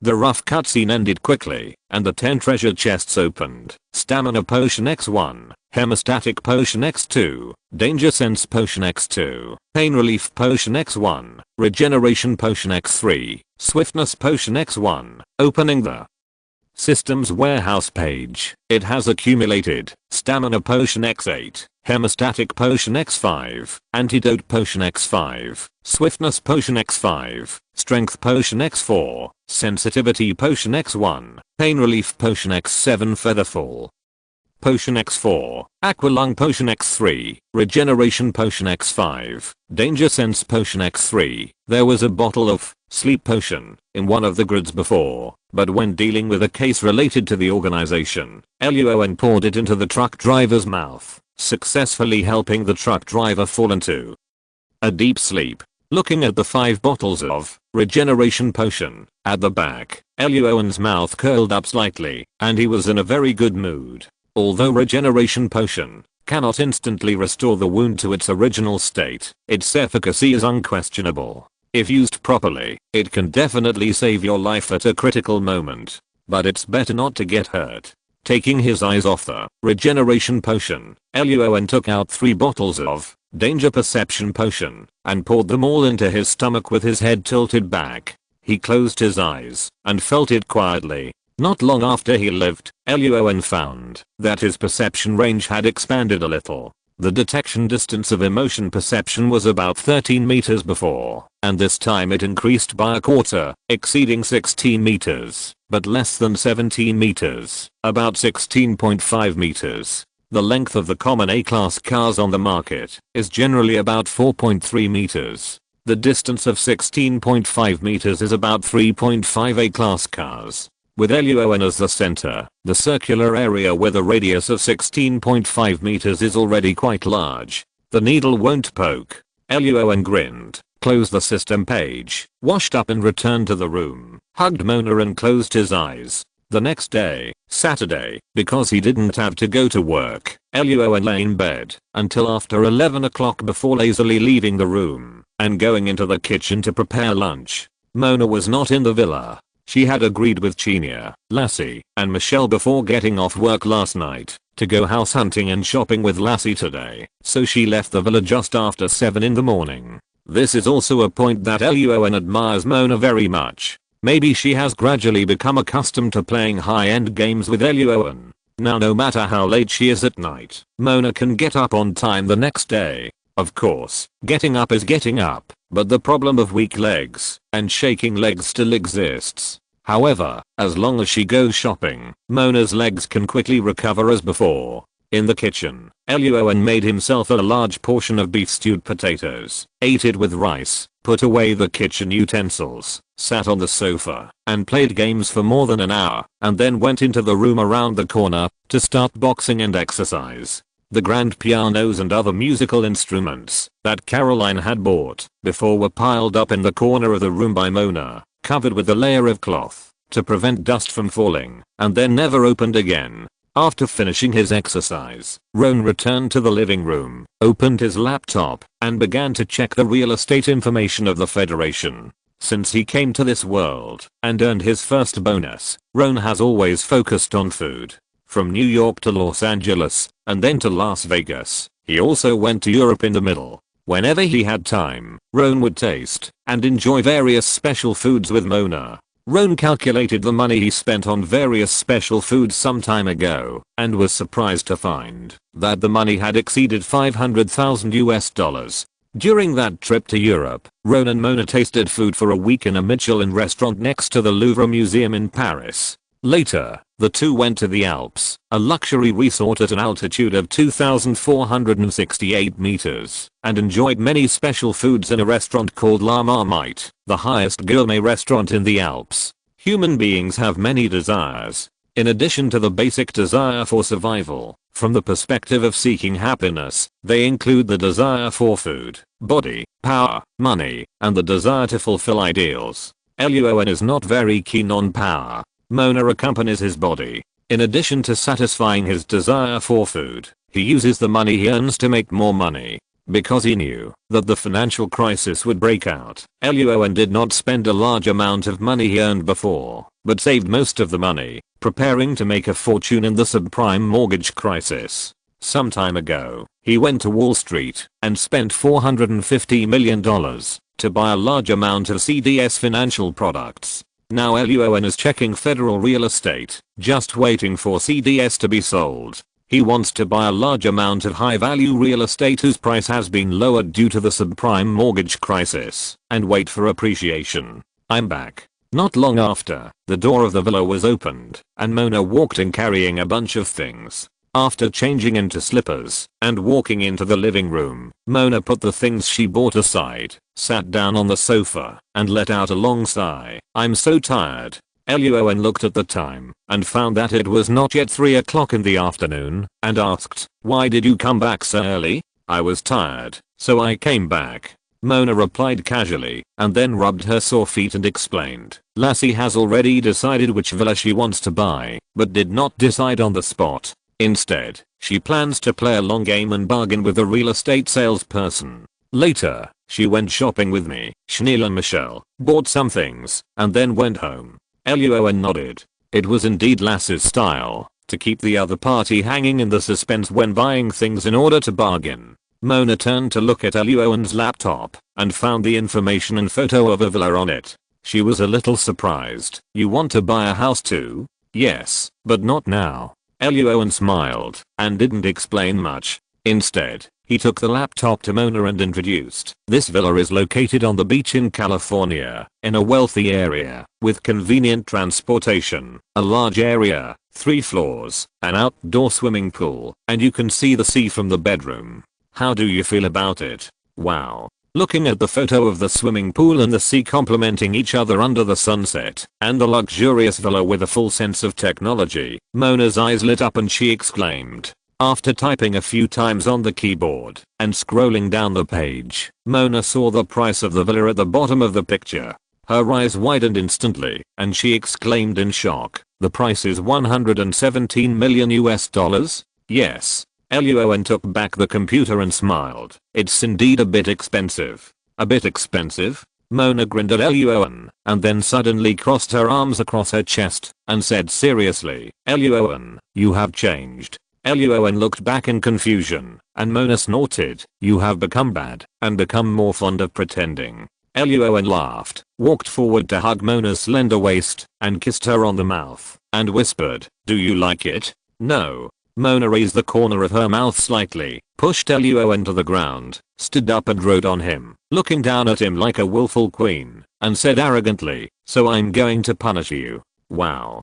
Seeing that Mona took out a pair of handcuffs from somewhere, Luo An raised his eyebrows. "I'm an FBI, ma'am. You are committing a crime." At this moment, Luo An's cell phone suddenly rang. The two were forced to stop. Luo An's hands were inconvenient to answer the call, so Mona took out her cell phone and pressed the answer button. Something happened. It was Winslow's voice on the other end of the phone, and his tone was very urgent. There was a murder scene, and Luo An's name appeared. Chapter 618, the case of Luo An's name being found at the explosion site. The murder scene. Roan's name? Mona's face turned ugly instantly after hearing Winslow's words. Roan, who had his hands handcuffed together, quickly grabbed the phone and motioned Mona to take the key to unlock it for him while asking, "What happened exactly? Where did you see the news?" "I'm in New York now." Winslow on the other end of the phone said that he had met the proprietress of a restaurant in New York when he was eating there before.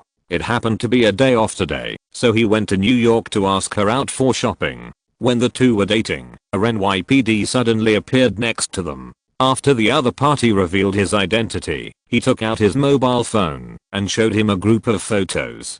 There was a bombing that happened half an hour ago, and Roan's name was found at the scene. NYPD. Roan frowned, and Mona next to him quickly found the key and opened the handcuffs on Roan's wrists. At this moment, Mona's cell phone suddenly rang. She pressed the answer button and heard Veronis's voice. "Mona, where is Roan?" Mona didn't say anything and handed the phone to Roan. Roan threw the handcuffs aside and asked, "It's me, sir." Veronis asked, "Why didn't your phone go through just now?" "I'm talking to Winslow on the phone." Roan replied casually. Veronis didn't ask any more questions and asked directly, "You leave for New York immediately?" Roan narrowed his eyes and asked, "It's the bombing, right?"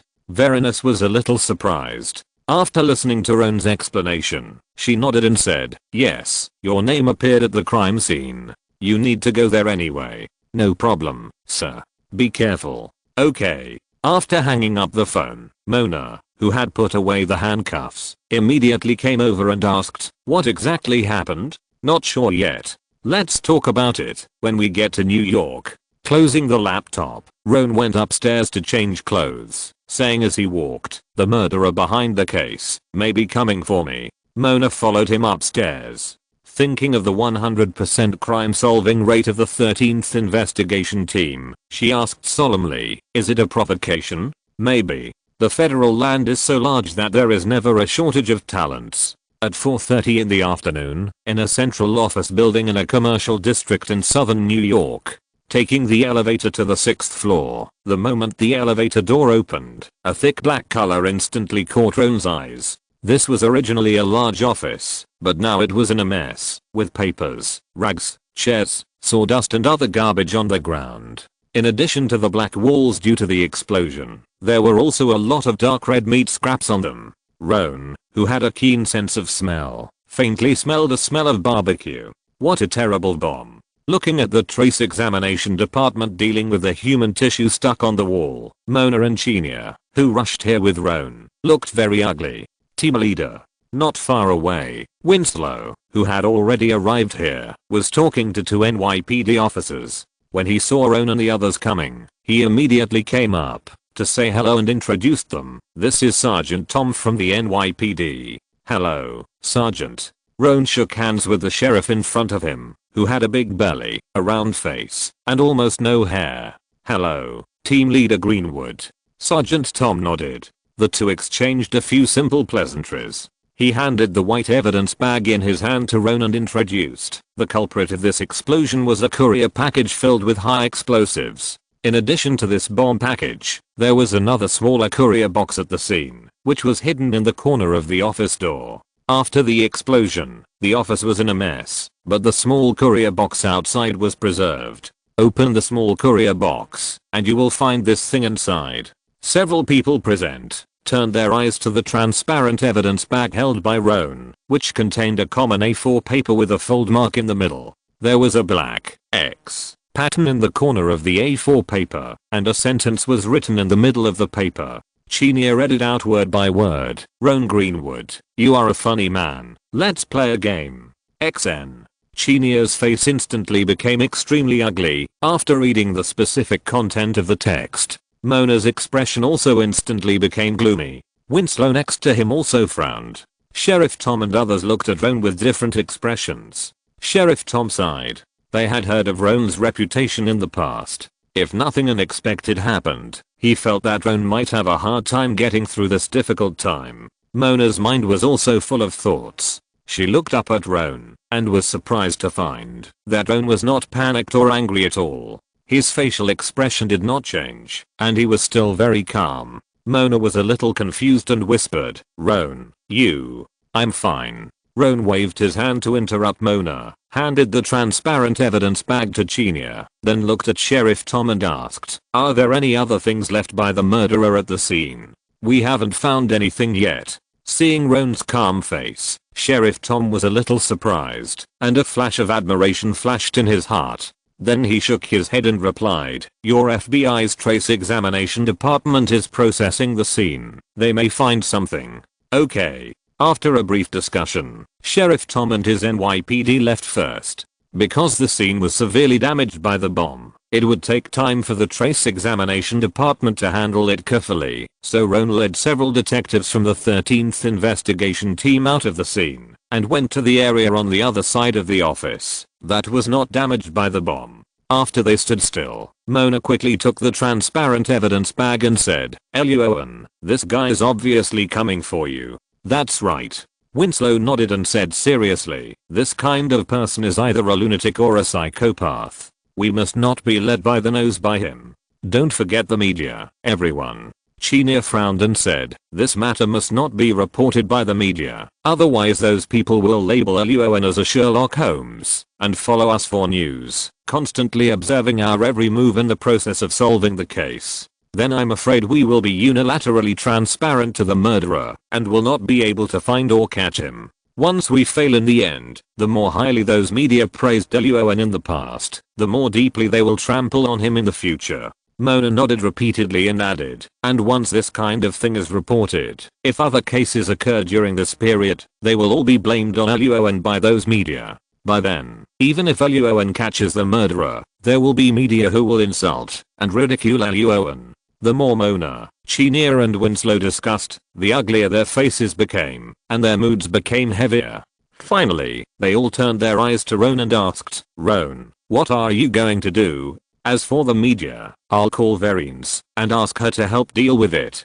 If he became notorious, Verines would not gain any benefits, and Mr. Clement behind her would be even more so." So Roan was sure that Verines or Mr. Clement would definitely help him deal with the media. "I'm mainly thinking about the murderer." Roan took the transparent evidence bag from Mona's hand, narrowed his eyes, and asked, "Everyone, do you think that the content of the paper is not right?" Chapter 619 The Courier Returns. "Something's wrong?" Hearing Roan's words, Chinia and Winslow were full of confusion.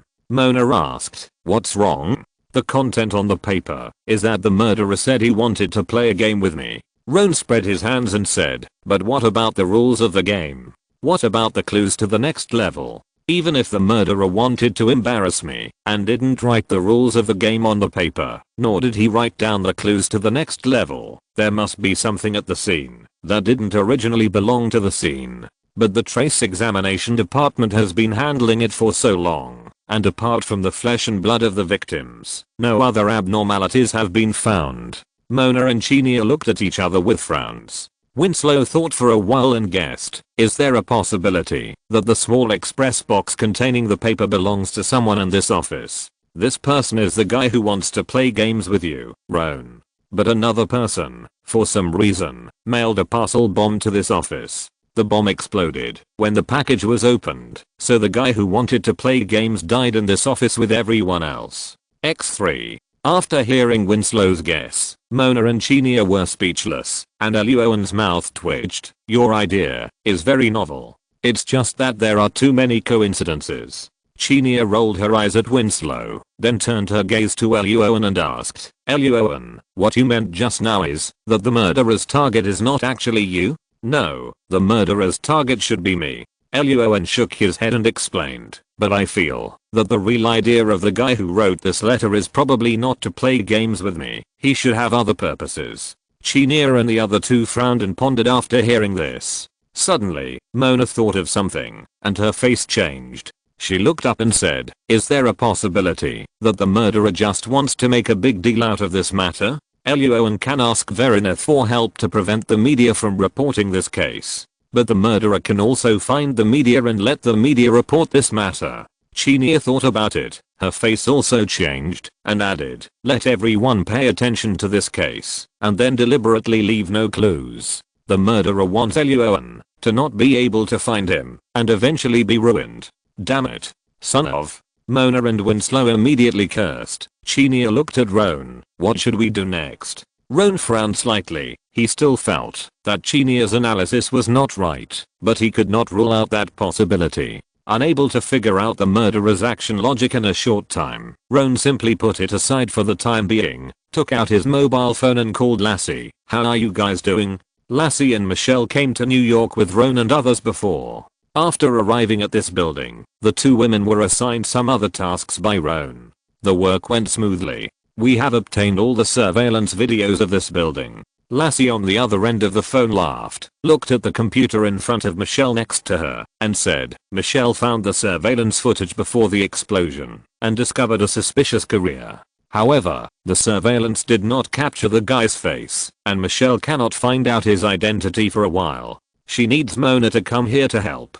Thank you for your hard work." Roan praised a few words and briefly narrated the matter to Mona. Mona nodded and agreed without hesitation. "I'll go downstairs and deal with it." Mona turned and walked away quickly. Roan then turned his gaze to Chinia and Winslow and said, "After the explosion, there were several survivors at the scene and they are currently being rescued in a hospital. You two go to the hospital, wait for the survivors to wake up, and briefly ask them what happened before the explosion to see if you can get any useful clues." "Understood. No problem." Chinia and Winslow nodded and walked quickly towards the elevator not far away. In front of the floor-to-ceiling window, Luo An first called Vereen's, then looked at the transparent evidence bag in his hand, then turned his gaze to the slowly setting sun in the distance, and began to think seriously. Not long after, Roan's cell phone suddenly rang.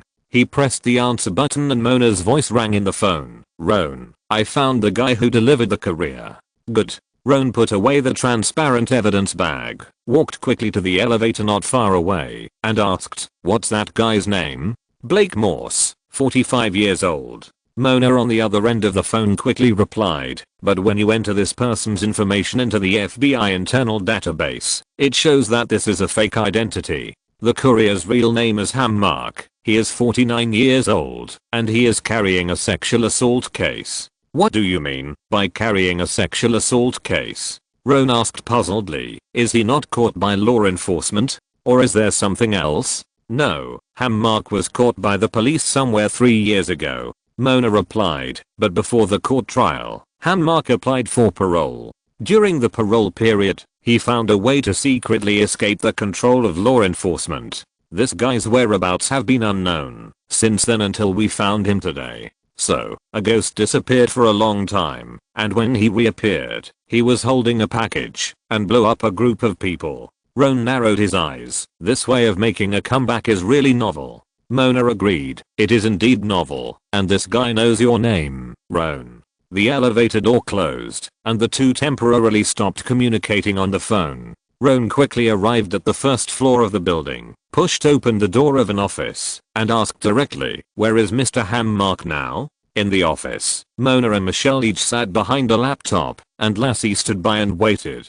Hearing Roan's question, Mona tapped on the keyboard a few times and answered quickly. "Hammark has no tax payment records in the past 3 years, no bank cards, and no bank accounts. It is very likely that he has always used cash transactions in his life." Roan's expression remained unchanged. "So, we can't find him?" "No, I found him." Mona's mouth curled up slightly, with a hint of pride on her face. "I found him in the surveillance of a bus station in western New York. The records of the bus station show that he bought a bus ticket to Massachusetts with cash, and the bus has been on the road for 40 minutes. It seems that our Mr. Hammark is very quick." Seeing the information in the computer, Roan grinned and ordered, "Mona, Michelle, you contact the bus station and ask them to contact the bus driver and tell the driver that there is a fugitive on the bus and let him rest for a while at the next stop. Lassie, contact the SWAT team. Let's go and bring this Mr. Hammark back to New York." "No problem. Understood." Michelle and Mona agreed loudly, and Lassie followed Roan out of the office quickly. The two of them got on the SUV of the number 13 investigation team at the same time, stepped on the accelerator to the bottom, and the car rushed towards the target direction in an instant. It was past 6 o'clock in the evening, and there was a lot of traffic on the roads in New York City, but the SUV driven by Roan was like a nimble sea fish, shuttling left and right and moving quickly into the distance in the astonished eyes of passers-by and drivers. Not long after, Mona's voice rang in the communicator beside Roan and Lassie's ears. "The bus driver has been contacted. The driver is very cooperative and said that the next stop is still 20 minutes away by car." "Okay, thank you for me." Roan nodded with satisfaction. At this moment, Lassie's mobile phone suddenly rang. After the call was connected, Chenia's voice rang out. "Roan, new situation has been discovered at the hospital. Chapter 620 Action, Bomb. At about 6 p.m., on a crowded highway in New York City, an SUV with red and blue lights flashing on its roof moved left and right and sped off into the distance." "Hospital?" Hearing Chenia's words, Lassie, who was sitting in the passenger seat, silently fastened her seatbelt and quickly asked, "What happened there?" "A survivor has woken up." Chenia said the scene of the explosion was a design company that was closely related to women's cosmetics and women's clothing. The explosion of the parcel bomb killed 5 people on the spot. 8 people were seriously injured and were still being treated in the hospital operating room, and nearly 20 people were slightly injured and were hospitalized for bandaging. The survivor that Chenia mentioned was one of the 8 seriously injured people. She introduced the survivor as a female designer. She said that the explosion was a revenge. "Revenge?" Lassie's face was stern. She looked up at Roan. Roan looked calm, but because it was inconvenient to take a mobile phone while driving, she asked directly, "What happened specifically?" "The female designer's name is Mary. One of her male colleagues is named Carlton. He was the victim who was sitting in the middle of the office, unpacking the package bomb, and was blown up everywhere." Chenia on the other end of the phone walked into a place with few people and explained. "Mary said that Carlton is a staunch gun proponent who believes that owning a gun is a sacred and inviolable basic right of federal citizens." "Wow." Roan raised his eyebrows and said nothing. Lassie grinned and thought of something and asked, "So, this Carlton has had conflicts with anti-gun organizations or groups?" "Yes," Chenia replied. "Carlton works normally during work and argues with some anti-gun organizations after get off work. Because of his high level of knowledge and excellent speaking ability, many anti-gun organizations cannot argue with him, so he is on the blacklist of many anti-gun organizations. This is really a talent." Lassie smacked her lips and didn't know what to say. Roan drove the SUV over a car and asked, "Didn't the design company warn Carlton about these things?" "No, you know, freedom of speech." Chenia smiled and said, "In addition, Carlton is one of the top designers of the design company. He almost supports 1/8 of the company's performance. How could he be fired?" "That's because you haven't seen reasonable optimization," Luo An said casually, and then asked, "Does Miss Mary have any specific suspects or organizations?" "Yes, and there are many," Chenia replied. "I have written down the list. Remember to send the list to Mona later." Luo An nodded, praised Chenia a few words, and then Lassie hung up the phone. Leaving the center of New York City, the number of vehicles on the road suddenly decreased, and the SUV's forward speed increased. Lassie looked at the rapidly retreating streetlights, thought for a moment, and asked, "Those anti-gun organizations that Chinel mentioned just now seem to have nothing to do with you, Roan. If the murderer is really those people, why would they leave the paper with your name on it at the explosion site? So I said before that the other party is most likely coming for me." Roan narrowed his eyes and said, "The other party probably wants me to handle this case." Lassie frowned when she heard this. "But what is the purpose of the other party doing this? Is it really to ruin your reputation?" Roan did not answer Lassie. His mind was full of thoughts, and he thought of another possibility. The SUV sped all the way 25 minutes later, Roan and Lassie finally saw the shadow of the bus. In front of the bus, Lassie had taken down the red and blue flashing lights on the roof. Roan drove the SUV slowly and far behind the bus to avoid attracting the attention of the target person. Not long after, the bus arrived at the rest stop ahead. The driver slowly parked the bus on the side of the road, stood up and turned around to shout to the passengers, "We are at the rest area, everyone. The bus will stop here for 10 minutes.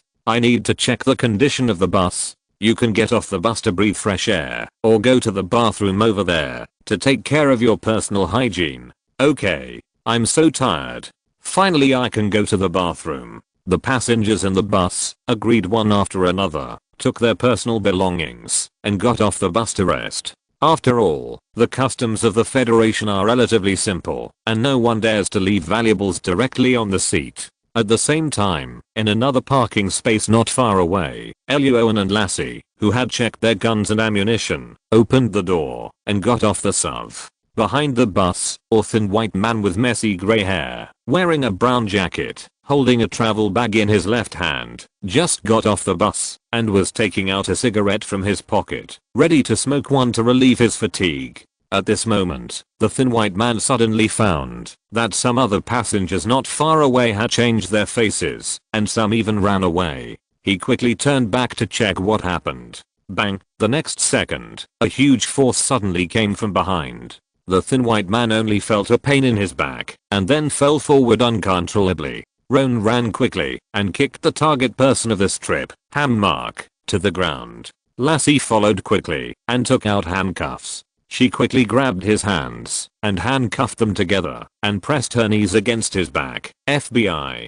Don't move." Fouquet. Mark, who was pressed to the ground, had a red face. He struggled frantically and cursed, shouting, "Let me go. Let me go quickly. I tell you, there is a bomb in my bag. If you don't let me go, we will die together." Hearing the word bomb, Lassie's face changed instantly. The passers-by who were standing nearby and watching the show from afar remembered that they had been sitting in the car with the bomb for so long, and their hair stood on end. They screamed and ran away. "Run. There's a bomb. Help." In the blink of an eye, except for Roan and the other two, the figures of the other passers-by around the bus disappeared without a trace. Looking at the travel bag that fell to the ground not far away, Lassie swallowed her saliva, her throat rolled, and she turned her eyes to Roan. "What should I do?" "Let me go."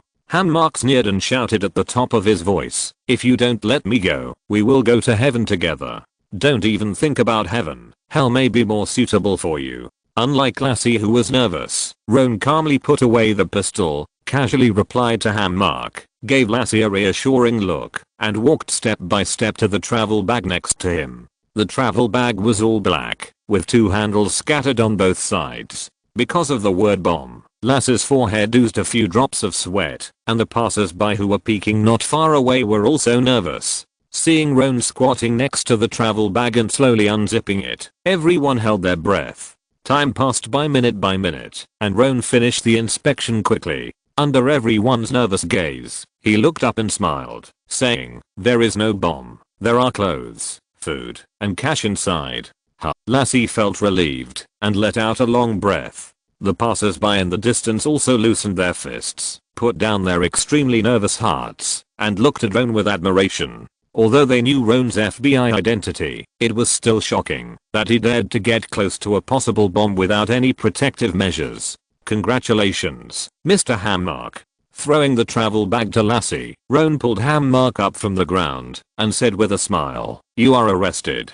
If you're listening to this novel on a channel other than Fanfic World, it means they downloaded and uploaded it without effort. We cordially invite you to visit our channel, Mundo Fanfic Novelos. There you'll find the original version of this story and you can explore many other novels of various genres. We're waiting for you to immerse yourself in a world of incredible novels. Chapter 621, Interrogation. Blacks. Federal lands do not support idle people. The next day, Sunday, at 9:30 a.m., in the FBI Washington headquarters, the 13th Investigation Team office area, Lassie sat at her workstation, sorting out documents, while explaining the operations of last night to other agents. Hearing that Roan went up to open the travel bag without changing his expression. Winslow and Chanel looked in admiration, while Michelle and Mona were very nervous. Everyone, this month's salary and bonus for solving the case have been issued. Please check and see if there are any mistakes or omissions.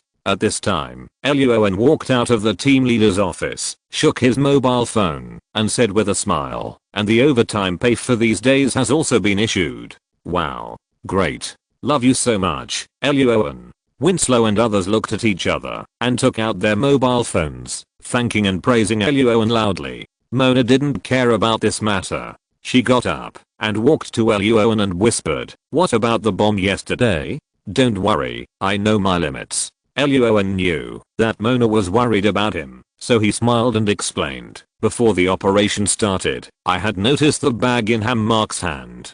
From the time he got off the bus to looking for cigarettes, the whole process was very natural. Although he was holding the travel bag, he didn't pay much attention to it. If there was a bomb in the travel bag, his attention must be very focused, and he couldn't be in that state. In addition to this reason, Luo An opened up the emotional perception in his mind, since he arrived at the station. If there really was a bomb in the travel bag, emotional perception would have given a crazy alarm, but everything was normal yesterday. Roan used this to infer that Mark was just bluffing and wanted to use the bomb lie to force Roan and the others to release him. However, this reason was not convenient to say, so Roan only told his observations and reasonable inferences before the action. Mona was relieved immediately. Winslow, Chenier and others beside him also heard Roan's explanation and gave him a thumbs up with admiration. After the agents confirmed that there were no mistakes in the salary and bonus, Roan introduced the topic and ordered, "Lassie, Winslow, you go and take Mark to the interrogation room.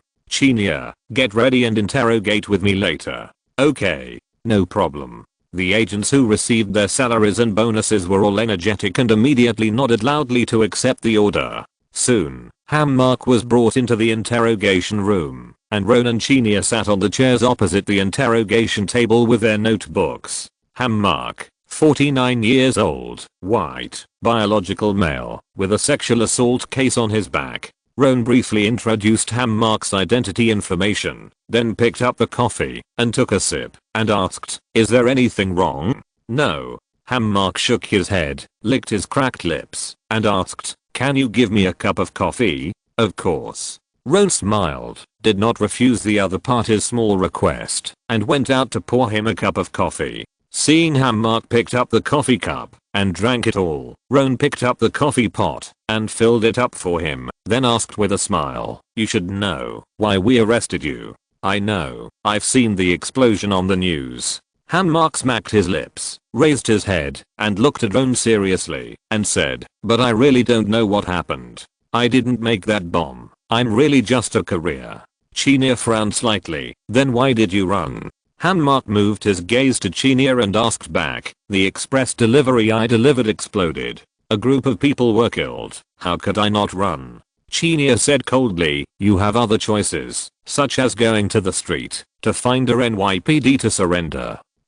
Mark sneered, pointing at Roan and said, "This man FBI has just said that I still have a case on my back. I finally escaped and lived in anonymity for so long. How could I possibly surrender?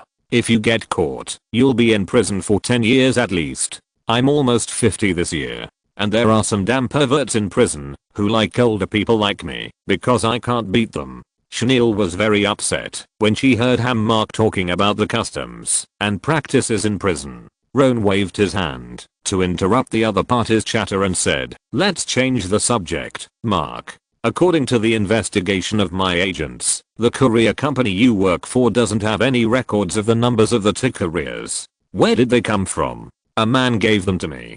Mark picked up the coffee again and drank it all, wiped his mouth with his sleeve, and explained, "Yesterday morning, I was delivering the courier as usual, and someone stopped me on the road. He told me that, since I was a courier, he would not go to the courier station and ask me to help him deliver the two packages directly." Roan then asked, "This kind of thing doesn't seem to comply with the regulations of your company." "It really doesn't comply, but the man took out Franklin." Mark spread his hands, indicating that no one could resist Franklin's charm, so he agreed. However, the other party did not tell him the time, so he did not rush to deliver the 2 packages immediately. It was not until the afternoon that he delivered all the other express deliveries assigned to him by the company, and then he delivered the 2 packages to the designated location. After the packages were delivered, Mark went downstairs and walked not far when he heard the explosion. However, Mark did not think too much at first, because this is New York, and gunfights and explosions are normal. It was not until he went to a bar to rest and saw the specific location of the explosion on the news that Mark realized that something was wrong, so he hurried back to his residence to pack up and start to run away. Emotional perception confirmed that the other party was telling the truth. Ron's eyes moved slightly and continued to ask, "What does the person who delivered the package to you look like?" "I didn't see it clearly. The other party was wearing a mask and sunglasses." Mark scratched his head, then clapped his hands and said, "But I can be sure that the guy is a black man, with skin so dark and shiny that it reflects light." Black. Hearing Mark's correction, Ron and Chenia looked at each other in surprise. According to the FBI internal database, more than 75% of the bombers in the federal government are white, and black people are rare. Luo An was silent for a few seconds, then asked, "Did you deliberately put the smaller package at the door of the office where the explosion occurred?" The small package Luo An mentioned was the box containing the paper with the content of the game written on it. Mark shook his head. "It was the black man who asked me to do this. For the sake of the $100, I agreed." Chenia frowned. "Did you ever doubt why the other party asked you to do this?" "What is there to doubt?" Mark leaned back and answered calmly, "I have worked in the express company for 2 years and have seen everything. Once a guy asked me to deliver a package at 3:30 in the morning because it contained adult drugs he bought. The guy was less than 15 years old and he was afraid that his mother would see it. Another time, a woman asked me to deliver a package to the door of the neighbor across from her house because she was playing with the male owner of the neighbor's house and she was afraid that her husband would find out." Mark talked about a lot of strange things he encountered when delivering packages. It can only be said that federal land does not support idle people. There are talents everywhere. He is no longer surprised. "Okay." Chenia was full of black lines. Ron then asked a few questions. After getting the meeting place between the black man and Mark, he walked out of the interrogation room. "How is it?" Seeing Ron and Chenia walk out, Lassie hurried over and asked, "Are there any clues?" "Yes, but not completely." Ron rubbed his temples, handed the interrogation record to Mona, and asked her to investigate the place where the suspicious black man appeared, and find and investigate him. Then he looked at Michelle and asked, "Did you find anything from the clues we got from the hospital yesterday?" Michelle nodded and answered, while typing on the keyboard, that Carlton may not be as simple as he seems. Chapter 622 NRA, C4 Explosives. Sunday morning is a case. FBI Washington Headquarters, number 13 Investigation Team Office Area. Carlton is not a simple guy. Michelle's words attracted the attention and questions of everyone in the office area. She kept it a secret, quickly tapped the keyboard a few times to call up a piece of information, and then explained. Carlton's bank account shows that in addition to the salary he gets from working in a design company every month, he has another source of income, and the amount is not small. Lassie asked hurriedly, "Where does the income come from?" Chenia next to her looked at the information in the computer, sneered, and said, "NRA. NRA, the Federal Rifle Association, also known as the Federal Rifle Association, is a typical federal interest group. On the surface, the Federal Rifle Association is mainly committed to hosting firearms safety training courses, organizing various shooting activities, sports, and competitions, and carrying out some youth shooting sports and women's shooting projects. But in fact, the organization is a frontline agent pushed by the military-industrial complex, which has a huge influence in politics, persuading and buying politicians with huge funds to promote the right of federal people to own guns. All the agents of the 13th investigation team knew what the NRA was." Lassie frowned and asked, "About 80% of white men who own guns in the Federation are members of the NRA, and they donate some money to the NRA every year. But it's rare to get money from the NRA. Does Carlton have a part-time job in the NRA?" The word part-time is a bit inappropriate. It might be more appropriate to change it to work. Michelle then tapped the keyboard a few times, called up a new page, showed it to everyone, and explained, Carlton has a position of consultant in a branch of the NRA in southern New York. I can't find the specific duties of this consultant. However, before 1999, Carlton supported gun ownership, but did not take any specific actions. After 1999, he began to serve as a consultant, and after the first funds from the NRA appeared in his bank account, Carlton began to debate and refute with anti-gun organizations. After Michelle finished explaining, everyone present suddenly realized, and Roan grinned, if you take the money, you have to do the job. This is the federal standard of contract spirit. After discussing for a few sentences, Roan asked, in addition to this incident, have you found any clues about those anti-gun organizations? We found a few guys who have serious conflicts with Carlton. Michelle called up a few photos, pointed to the white, black, and immigrant people in the photos and said, they are from several different anti-gun organizations, and they have all been refuted by Carlton, and have no answer. Not only that, these people curse Carlton after their refutations failed, and some threaten to kill him, or blow him up. In addition, the whereabouts of these people in the days before the explosion were more or less unknown. Mona frowned at this, and Lass's face was also very ugly, but these people and Roan don't seem to. Before Lassie finished speaking, Roan waved his hand to interrupt her, then stood up and ordered, Winslow, Chinell, go investigate these people in the photos, and see their whereabouts in recent days. During the interrogation just now, Mark mentioned that the $100 given to him by the suspicious black man was spent by him in a bar in southern New York. Lassie, go to that bar to investigate and see if you can get the Franklin back. There may be fingerprints of the suspicious black man on it. Mona, you continue to investigate the surveillance in the area near the suspicious black man's appearance point to see if you can find him and find out his identity. Okay. Understood. No problem.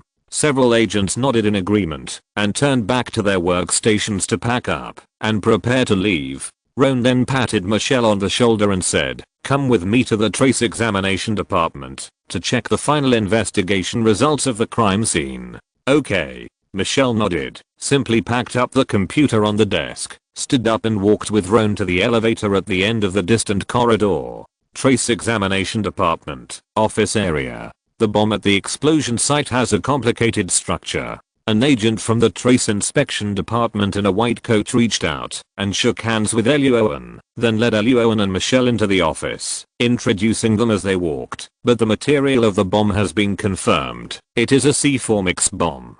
Luo An raised his eyebrows and said, it seems that the bomb maker is a skilled worker. C4 explosives are a type of plastic explosives with strong plasticity. The explosives can be molded into various shapes to change the direction of the explosion and implement targeted blasting.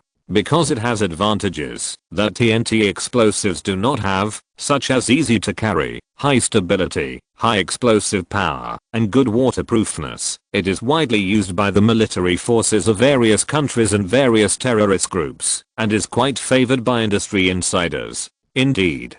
The agent in the white coat looked at Roan with appreciation, then handed him a folder and said, in addition, the assembly method of the bomb at the crime scene has appeared in another previous explosion. That guy is called Luca Kurth. He is 35 years old and a talent who has been on the battlefield. But this guy was arrested and imprisoned 3 years ago for making and selling bombs, and now he still has more than 10 years to serve his sentence. Michelle's expression was stern. Roan took the folder, opened it and looked at it, and casually said, it will indeed take Luca more than 10 years to get out of the small dark room, but that may not be the case for his cellmates. Prison is a place of torture for some people, but for some people it is a school or even a technical exchange center. The agent in the white coat's eyes lit up and he laughed. It was the first time he heard this adjective. Roan closed the folder and handed it to Michelle, then asked, anything else? Of course. The white-coated detective nodded, took Roan and Michelle into another room, and said, the smaller box found at the crime scene, the one with a piece of paper with your name written on it, Team Leader Roan. According to the test, there is only one person's fingerprint on it. Looking at the test results of Hammark, who had been captured by his men, Roan frowned slightly. There are only this one person's fingerprints on the box. What about the letters inside?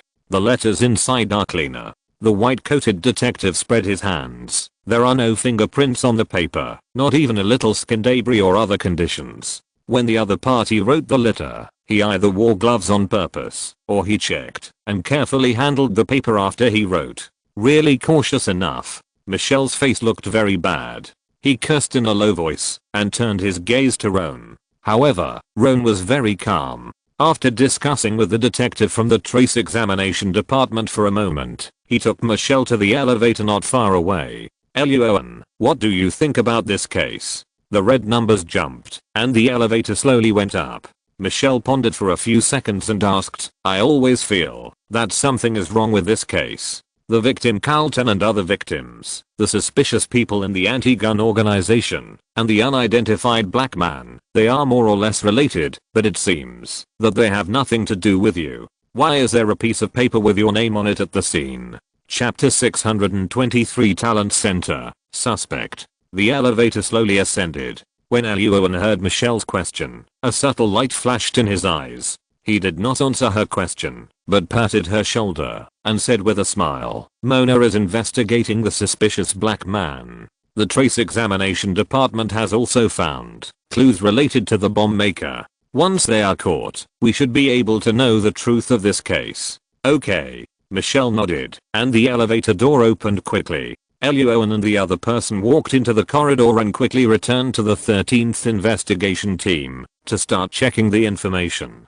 An afternoon passed in the blink of an eye. The next morning, the detectives walked into the conference room and began to analyze and integrate the clues they found. At the long table in the conference room, the agent sat down. Roan first turned his eyes to Lassie. Lassie spread her hands and said helplessly, the $100 that the suspicious black man paid to the courier Hammark. Hammark actually didn't buy any alcohol, but spent it on a woman in the bar. I found the woman, but the woman served several men yesterday, and the money she earned was used by her to buy food, etc. So I couldn't investigate it later. Roan's mouth twitched, and Winslow widened his eyes and said in disbelief, the courier Hammark entered the bar, saw the news, and finally ran away. The whole time was less than 15 minutes. Where did he find the time to find a woman? No, you got the order of things wrong. Hammark entered the bar, found a woman first, then saw the news, and finally ran away.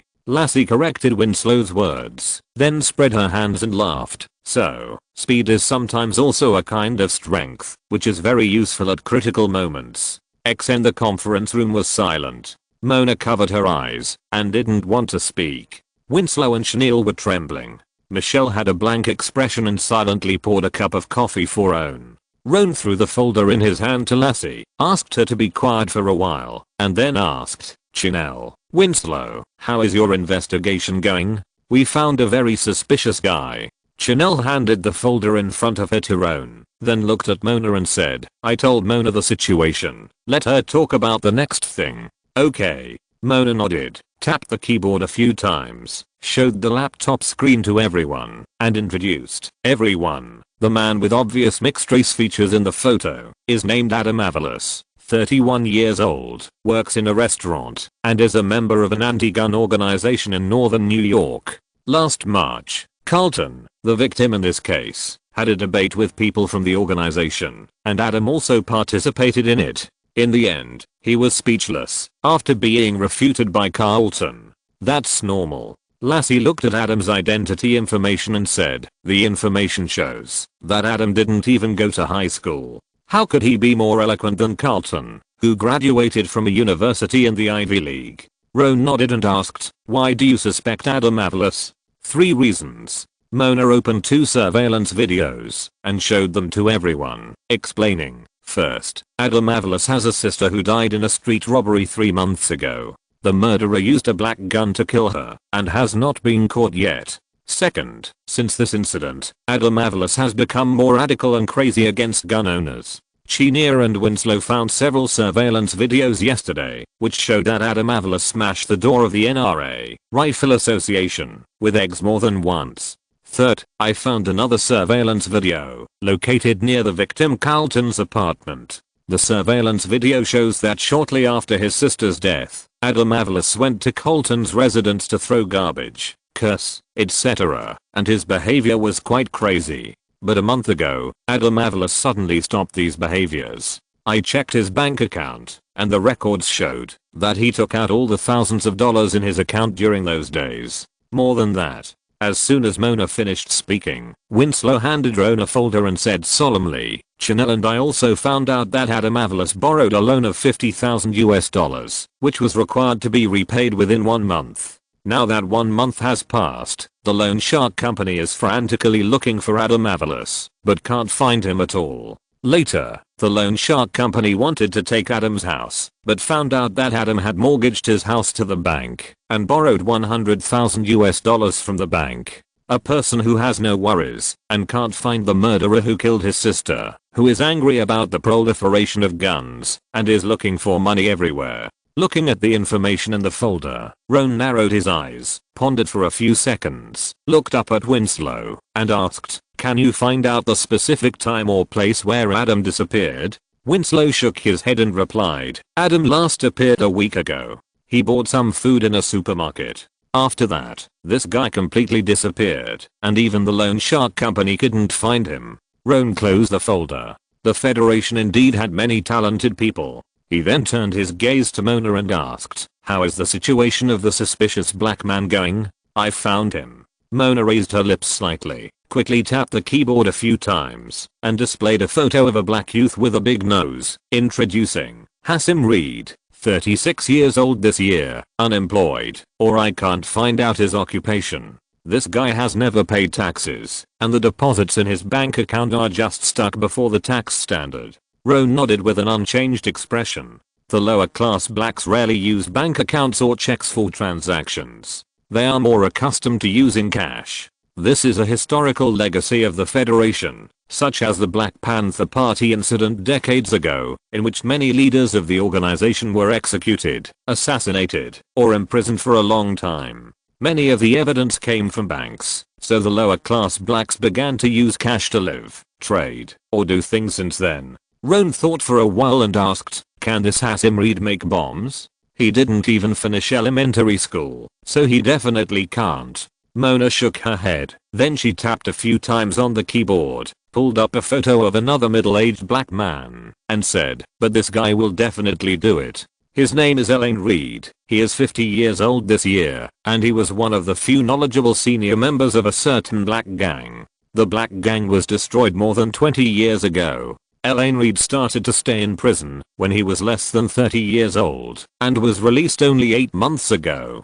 Hasim Reed and Elaine Reed are relatives, so after Elaine was released from prison, she lived with Hasim." Roan raised his eyebrows and asked, "What is the name of the prison?" "The name of the prison is not important." Mona smiled. She found a file and showed it to Roan and said, "The important thing is that this 50-year-old Elaine Reed is in the same prison as the 35-year-old Luca Kurthu Roan found in the trace examination department yesterday. Not only that, the two people's cells are also very close, with only a few rooms between them. That's why I said that prison is a real talent exchange center." Luo An put the photo aside and said with a smile, "People in their 50s who come out of there can make money to support themselves with the skills they learned. It's just that the way they make money is a little illegal." Lassie grinned and asked, "What should we do next?" "It's simple. Arrest people." Chapter 624. Arrest, Abnormality, Explosion.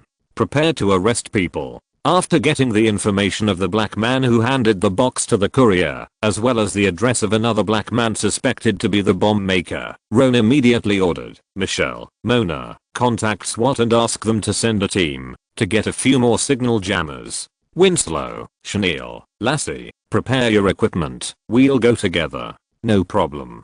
Several people answered in unison. Winslow and the other two quickly got up and left the office. Mona immediately asked, "What about Adam Avalos?" Roan patted Mona on the shoulder and said, "Those loan sharks can't find Adam, and we may not be able to find him in a short time. However, Adam has a high probability of having contact with the two black people from the Reed family. If we catch them first, we should be able to grasp the situation with Adam. Okay. Mona stood up and prepared to leave the meeting room together. Roan's eyes moved slightly, and suddenly he reached out and grabbed her arm, pulling Mona back. Looking at the open door not far away, Mona's eyes flashed with panic. She quickly raised her hand to Luo An's chest and whispered, "Luo An, stop making trouble. It's not appropriate now. Put away the messy thoughts in your head." Luo An was a little speechless. He picked up the folder and gently knocked Mona's head, then whispered, "I need your help with something." Although it didn't hurt that her head was hit, Mona was a little unhappy. However, when she heard Luo An's next words, she immediately retracted her pouting mouth and her face instantly became very serious. After Luo An finished speaking, Mona's face was very ugly. She looked up at Luo An and asked in a serious voice, "Are you sure?" "Not sure." Luo An shook his head and whispered, "But this is the most reasonable explanation I can think of." "Okay." Mona's face was solemn, and she nodded heavily to agree, and said in a deep voice, "Leave it to me. Thank you for your hard work." Luo An raised the corner of his mouth slightly, and had a brief discussion with Mona, and the two walked out of the meeting room together. Winslow and the other two quickly finished their preparations. Luo An picked up a bulletproof vest, and put it on. He stuffed several stun grenades and smoke bombs into his pockets. Finally, he waved his hand and said, "Let's go." In the western part of New York, it is very close to New Jersey, separated only by a bridge. There are tall buildings on both sides of the road, but the streets are full of garbage. Racial discrimination is serious in the Federation, and the class division is also quite obvious. These streets are a gathering area for black people. The atmosphere inside cannot be said to be that no one picks up things on the road, but it can only be said that black people dare not walk on the road at night. From the moment the SUV entered these streets, there were basically no people of other skin colors on both sides of the road. Luo An and others looked up and suddenly their eyes went dark. The SUV and SWAT transport vehicle of the 13th investigation team moved forward slowly. The black people on both sides of the street did not dare to stop them, but they all watched the cars silently, giving people a very depressing feeling. In the back seat of the SUV, Winslow and Chanel silently opened the safety of their weapons. Lassie, who was sitting in the passenger seat, looked at the scenery outside the car window. After a moment of silence, she asked in a low voice, "This kind of community is usually very united. Could Elaine Reed and Hassim Reed have already received the news and fled in advance? I hope they both fled and left this community." Roan answered Lassie casually, and a barely perceptible cold light flashed in his eyes. The SUV arrived at the target location and parked the car on the side of the road. Lassie and the other two and the SWAT team in the troop carrier behind began the final inspection of their equipment, waiting for Roan's order, and then taking action to arrest people. But time passed by, and Roan sat in the driver's seat of the SUV, motionless and silent. After checking the equipment, everyone was confused. Lassie turned her eyes away from the black child in the distance, and turned to look at Roan, with a puzzled face. "What's wrong?" "Wait." Roan had a blank expression on his face, quietly looking at the air in the distance, and replied,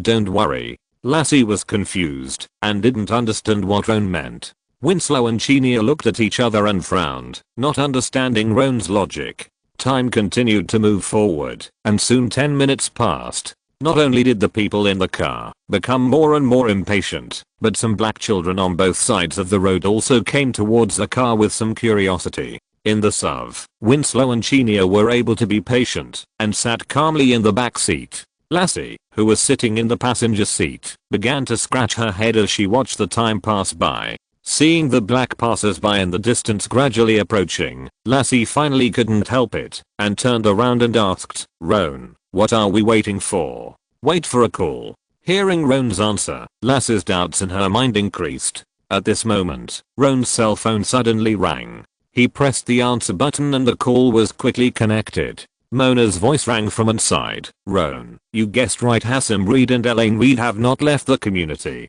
Roan narrowed his eyes and asked, "Are you sure?" "100% sure." Mona on the phone said seriously, "There is no surveillance in the black community. Michelle and I retrieved the surveillance of all the streets and shops around the community. Since you entered the area, many people have left, but those people are not Elaine Reed and Hassim Reed." They are definitely still inside. Okay, thank you for your hard work. Roan nodded and pressed the button to hang up the phone. Lassie also heard Mona's voice, immediately picked up the pistol and asked, should we start the action? Yes, but the plan needs to be changed. Roan replied to Lassie, then pressed the communicator beside his ear and ordered, dear SWAT team members, the action plan has been temporarily changed.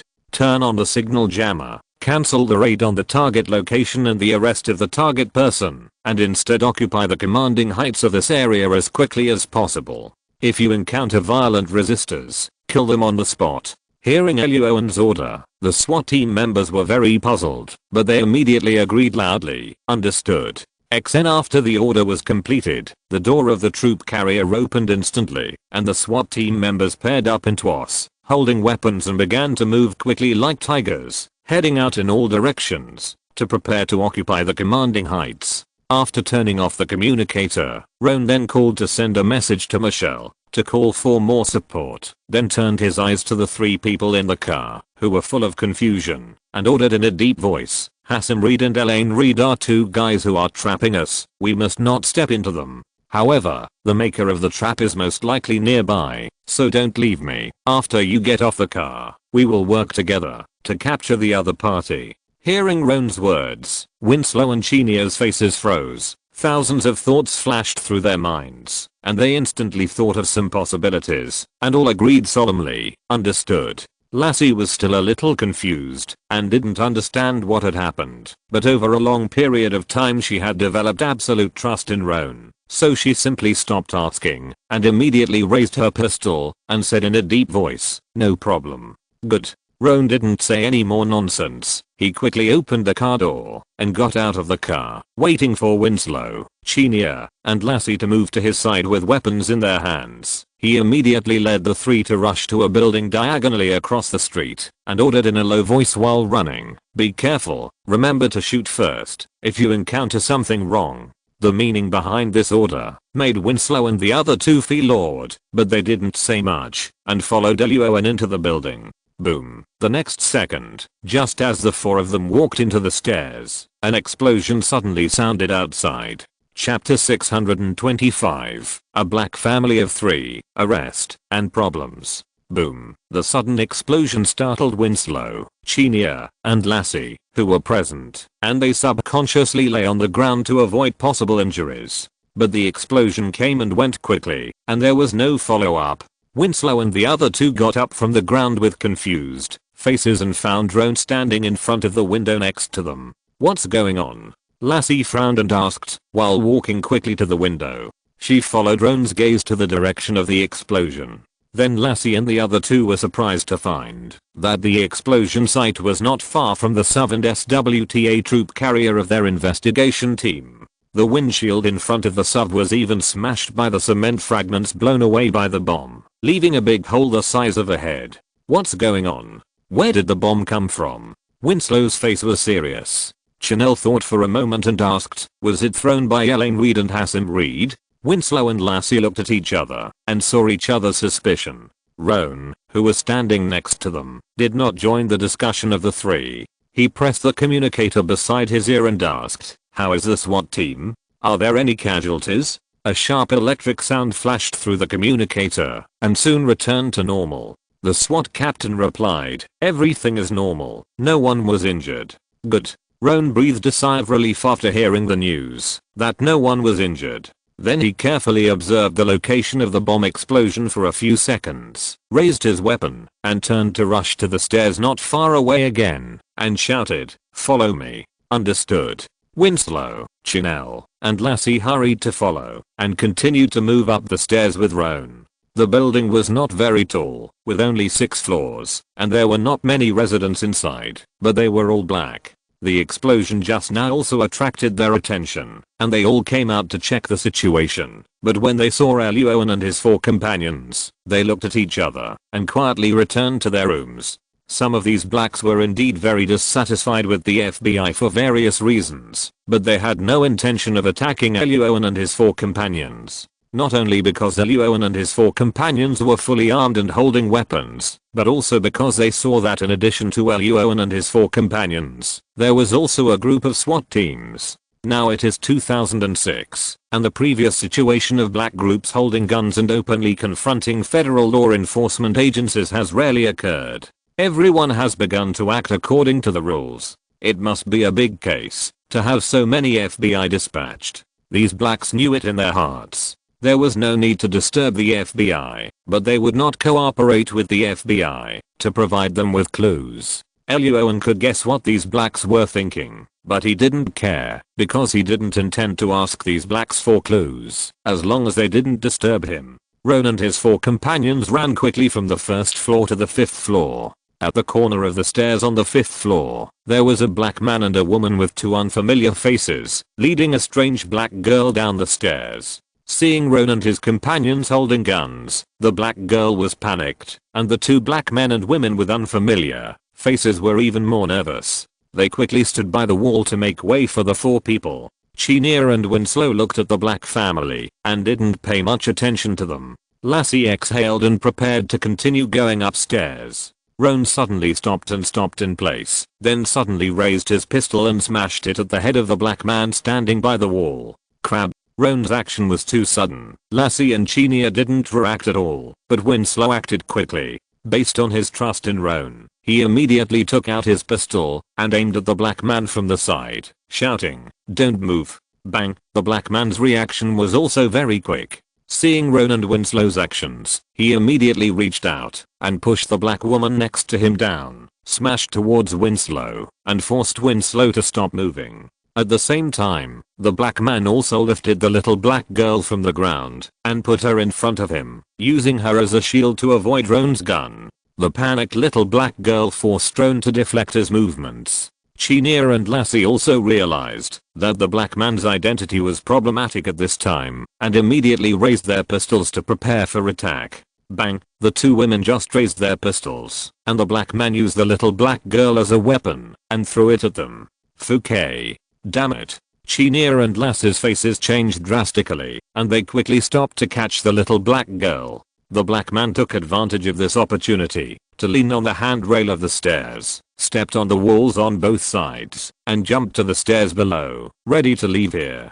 Son of. Winslow's face was very ugly when he saw this scene. He put the black woman he had picked up aside and prepared to chase her. Behind him, the black woman's eyes flashed with a cold light, and she quietly took out a pistol from behind. Bang! Bang! The next second, 3 gunshots rang out. The black woman was shot in both arms. The weapon she had just taken out fell to the ground helplessly. She looked at Ron in disbelief, not understanding when Ron had discovered the problem. Winslow, Chinell, and Lassie looked at Ron, who had fired the gun, in astonishment. Ron put away his pistol and said nothing. He jumped down the stairs and ordered loudly, "Chinell, keep an eye on that woman. Winslow, Lassie, follow." Understood. The 3 reacted quickly. Chinell took out handcuffs and jumped to press the black woman to the ground and handcuffed her hands together. Winslow and Lassie rushed down the stairs and chased after Ron's back. The staircase structure of this building is the most common one, that is, there is a staircase on each side, and there is a platform between each floor for the stairs and pedestrians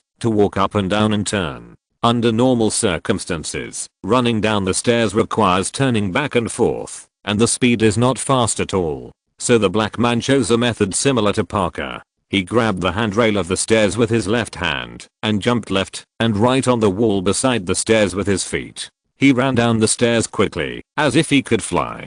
This method is very difficult, but very fast, because it does not require running on the stairs, but simply moves on the walls of the stairs on the left and right. In the blink of an eye, the black man moved from the 5th floor to the 1st floor. Bang! Arriving on the 1st floor, the black man jumped up, landed on his feet, and rolled forward to remove inertia, then curled his lips, stood up and ran without looking back. The black man was well prepared. There was an off-road vehicle at the diagonal corner of the building. As long as he arrived there, he could easily drive away from this area, and Luo An would not be able to catch up with him. Bang! Bang! Bang! Bang! Bang! 4 gunshots rang out, and the smugness on the black man's face instantly turned into a scream, and his body fell forward uncontrollably, landing on his face first. The pain on his face was ignored by the black man. He looked at the wound that was the most painful and found that both of his calves and thighs were hit by a bullet. Looking at Luo An, who was walking towards him slowly with a gun in hand at the direction of the stairs, the black man gritted his teeth and asked, "How did you find me?" Luo An walked to the black man, looked down at him expressionlessly, and said coldly, "I thought you would ask me how I caught up with you so quickly." The black man sneered and repeated what he had just said. "How did you find me? I can answer your questions." Luo An slowly squatted down, looked at the black man, and said in a serious tone, "But before that, you need to answer my questions first. First, what is your name? Second, who sent you to solve this case?" End of this chapter. Thank you very much for reaching the end. Don't forget to like. Looking for more exclusive content and immediate access? Subscribe to our Patreon. Remember, every like, subscription, or donation encourages us to continue. Thanks to everyone. See you in the next video.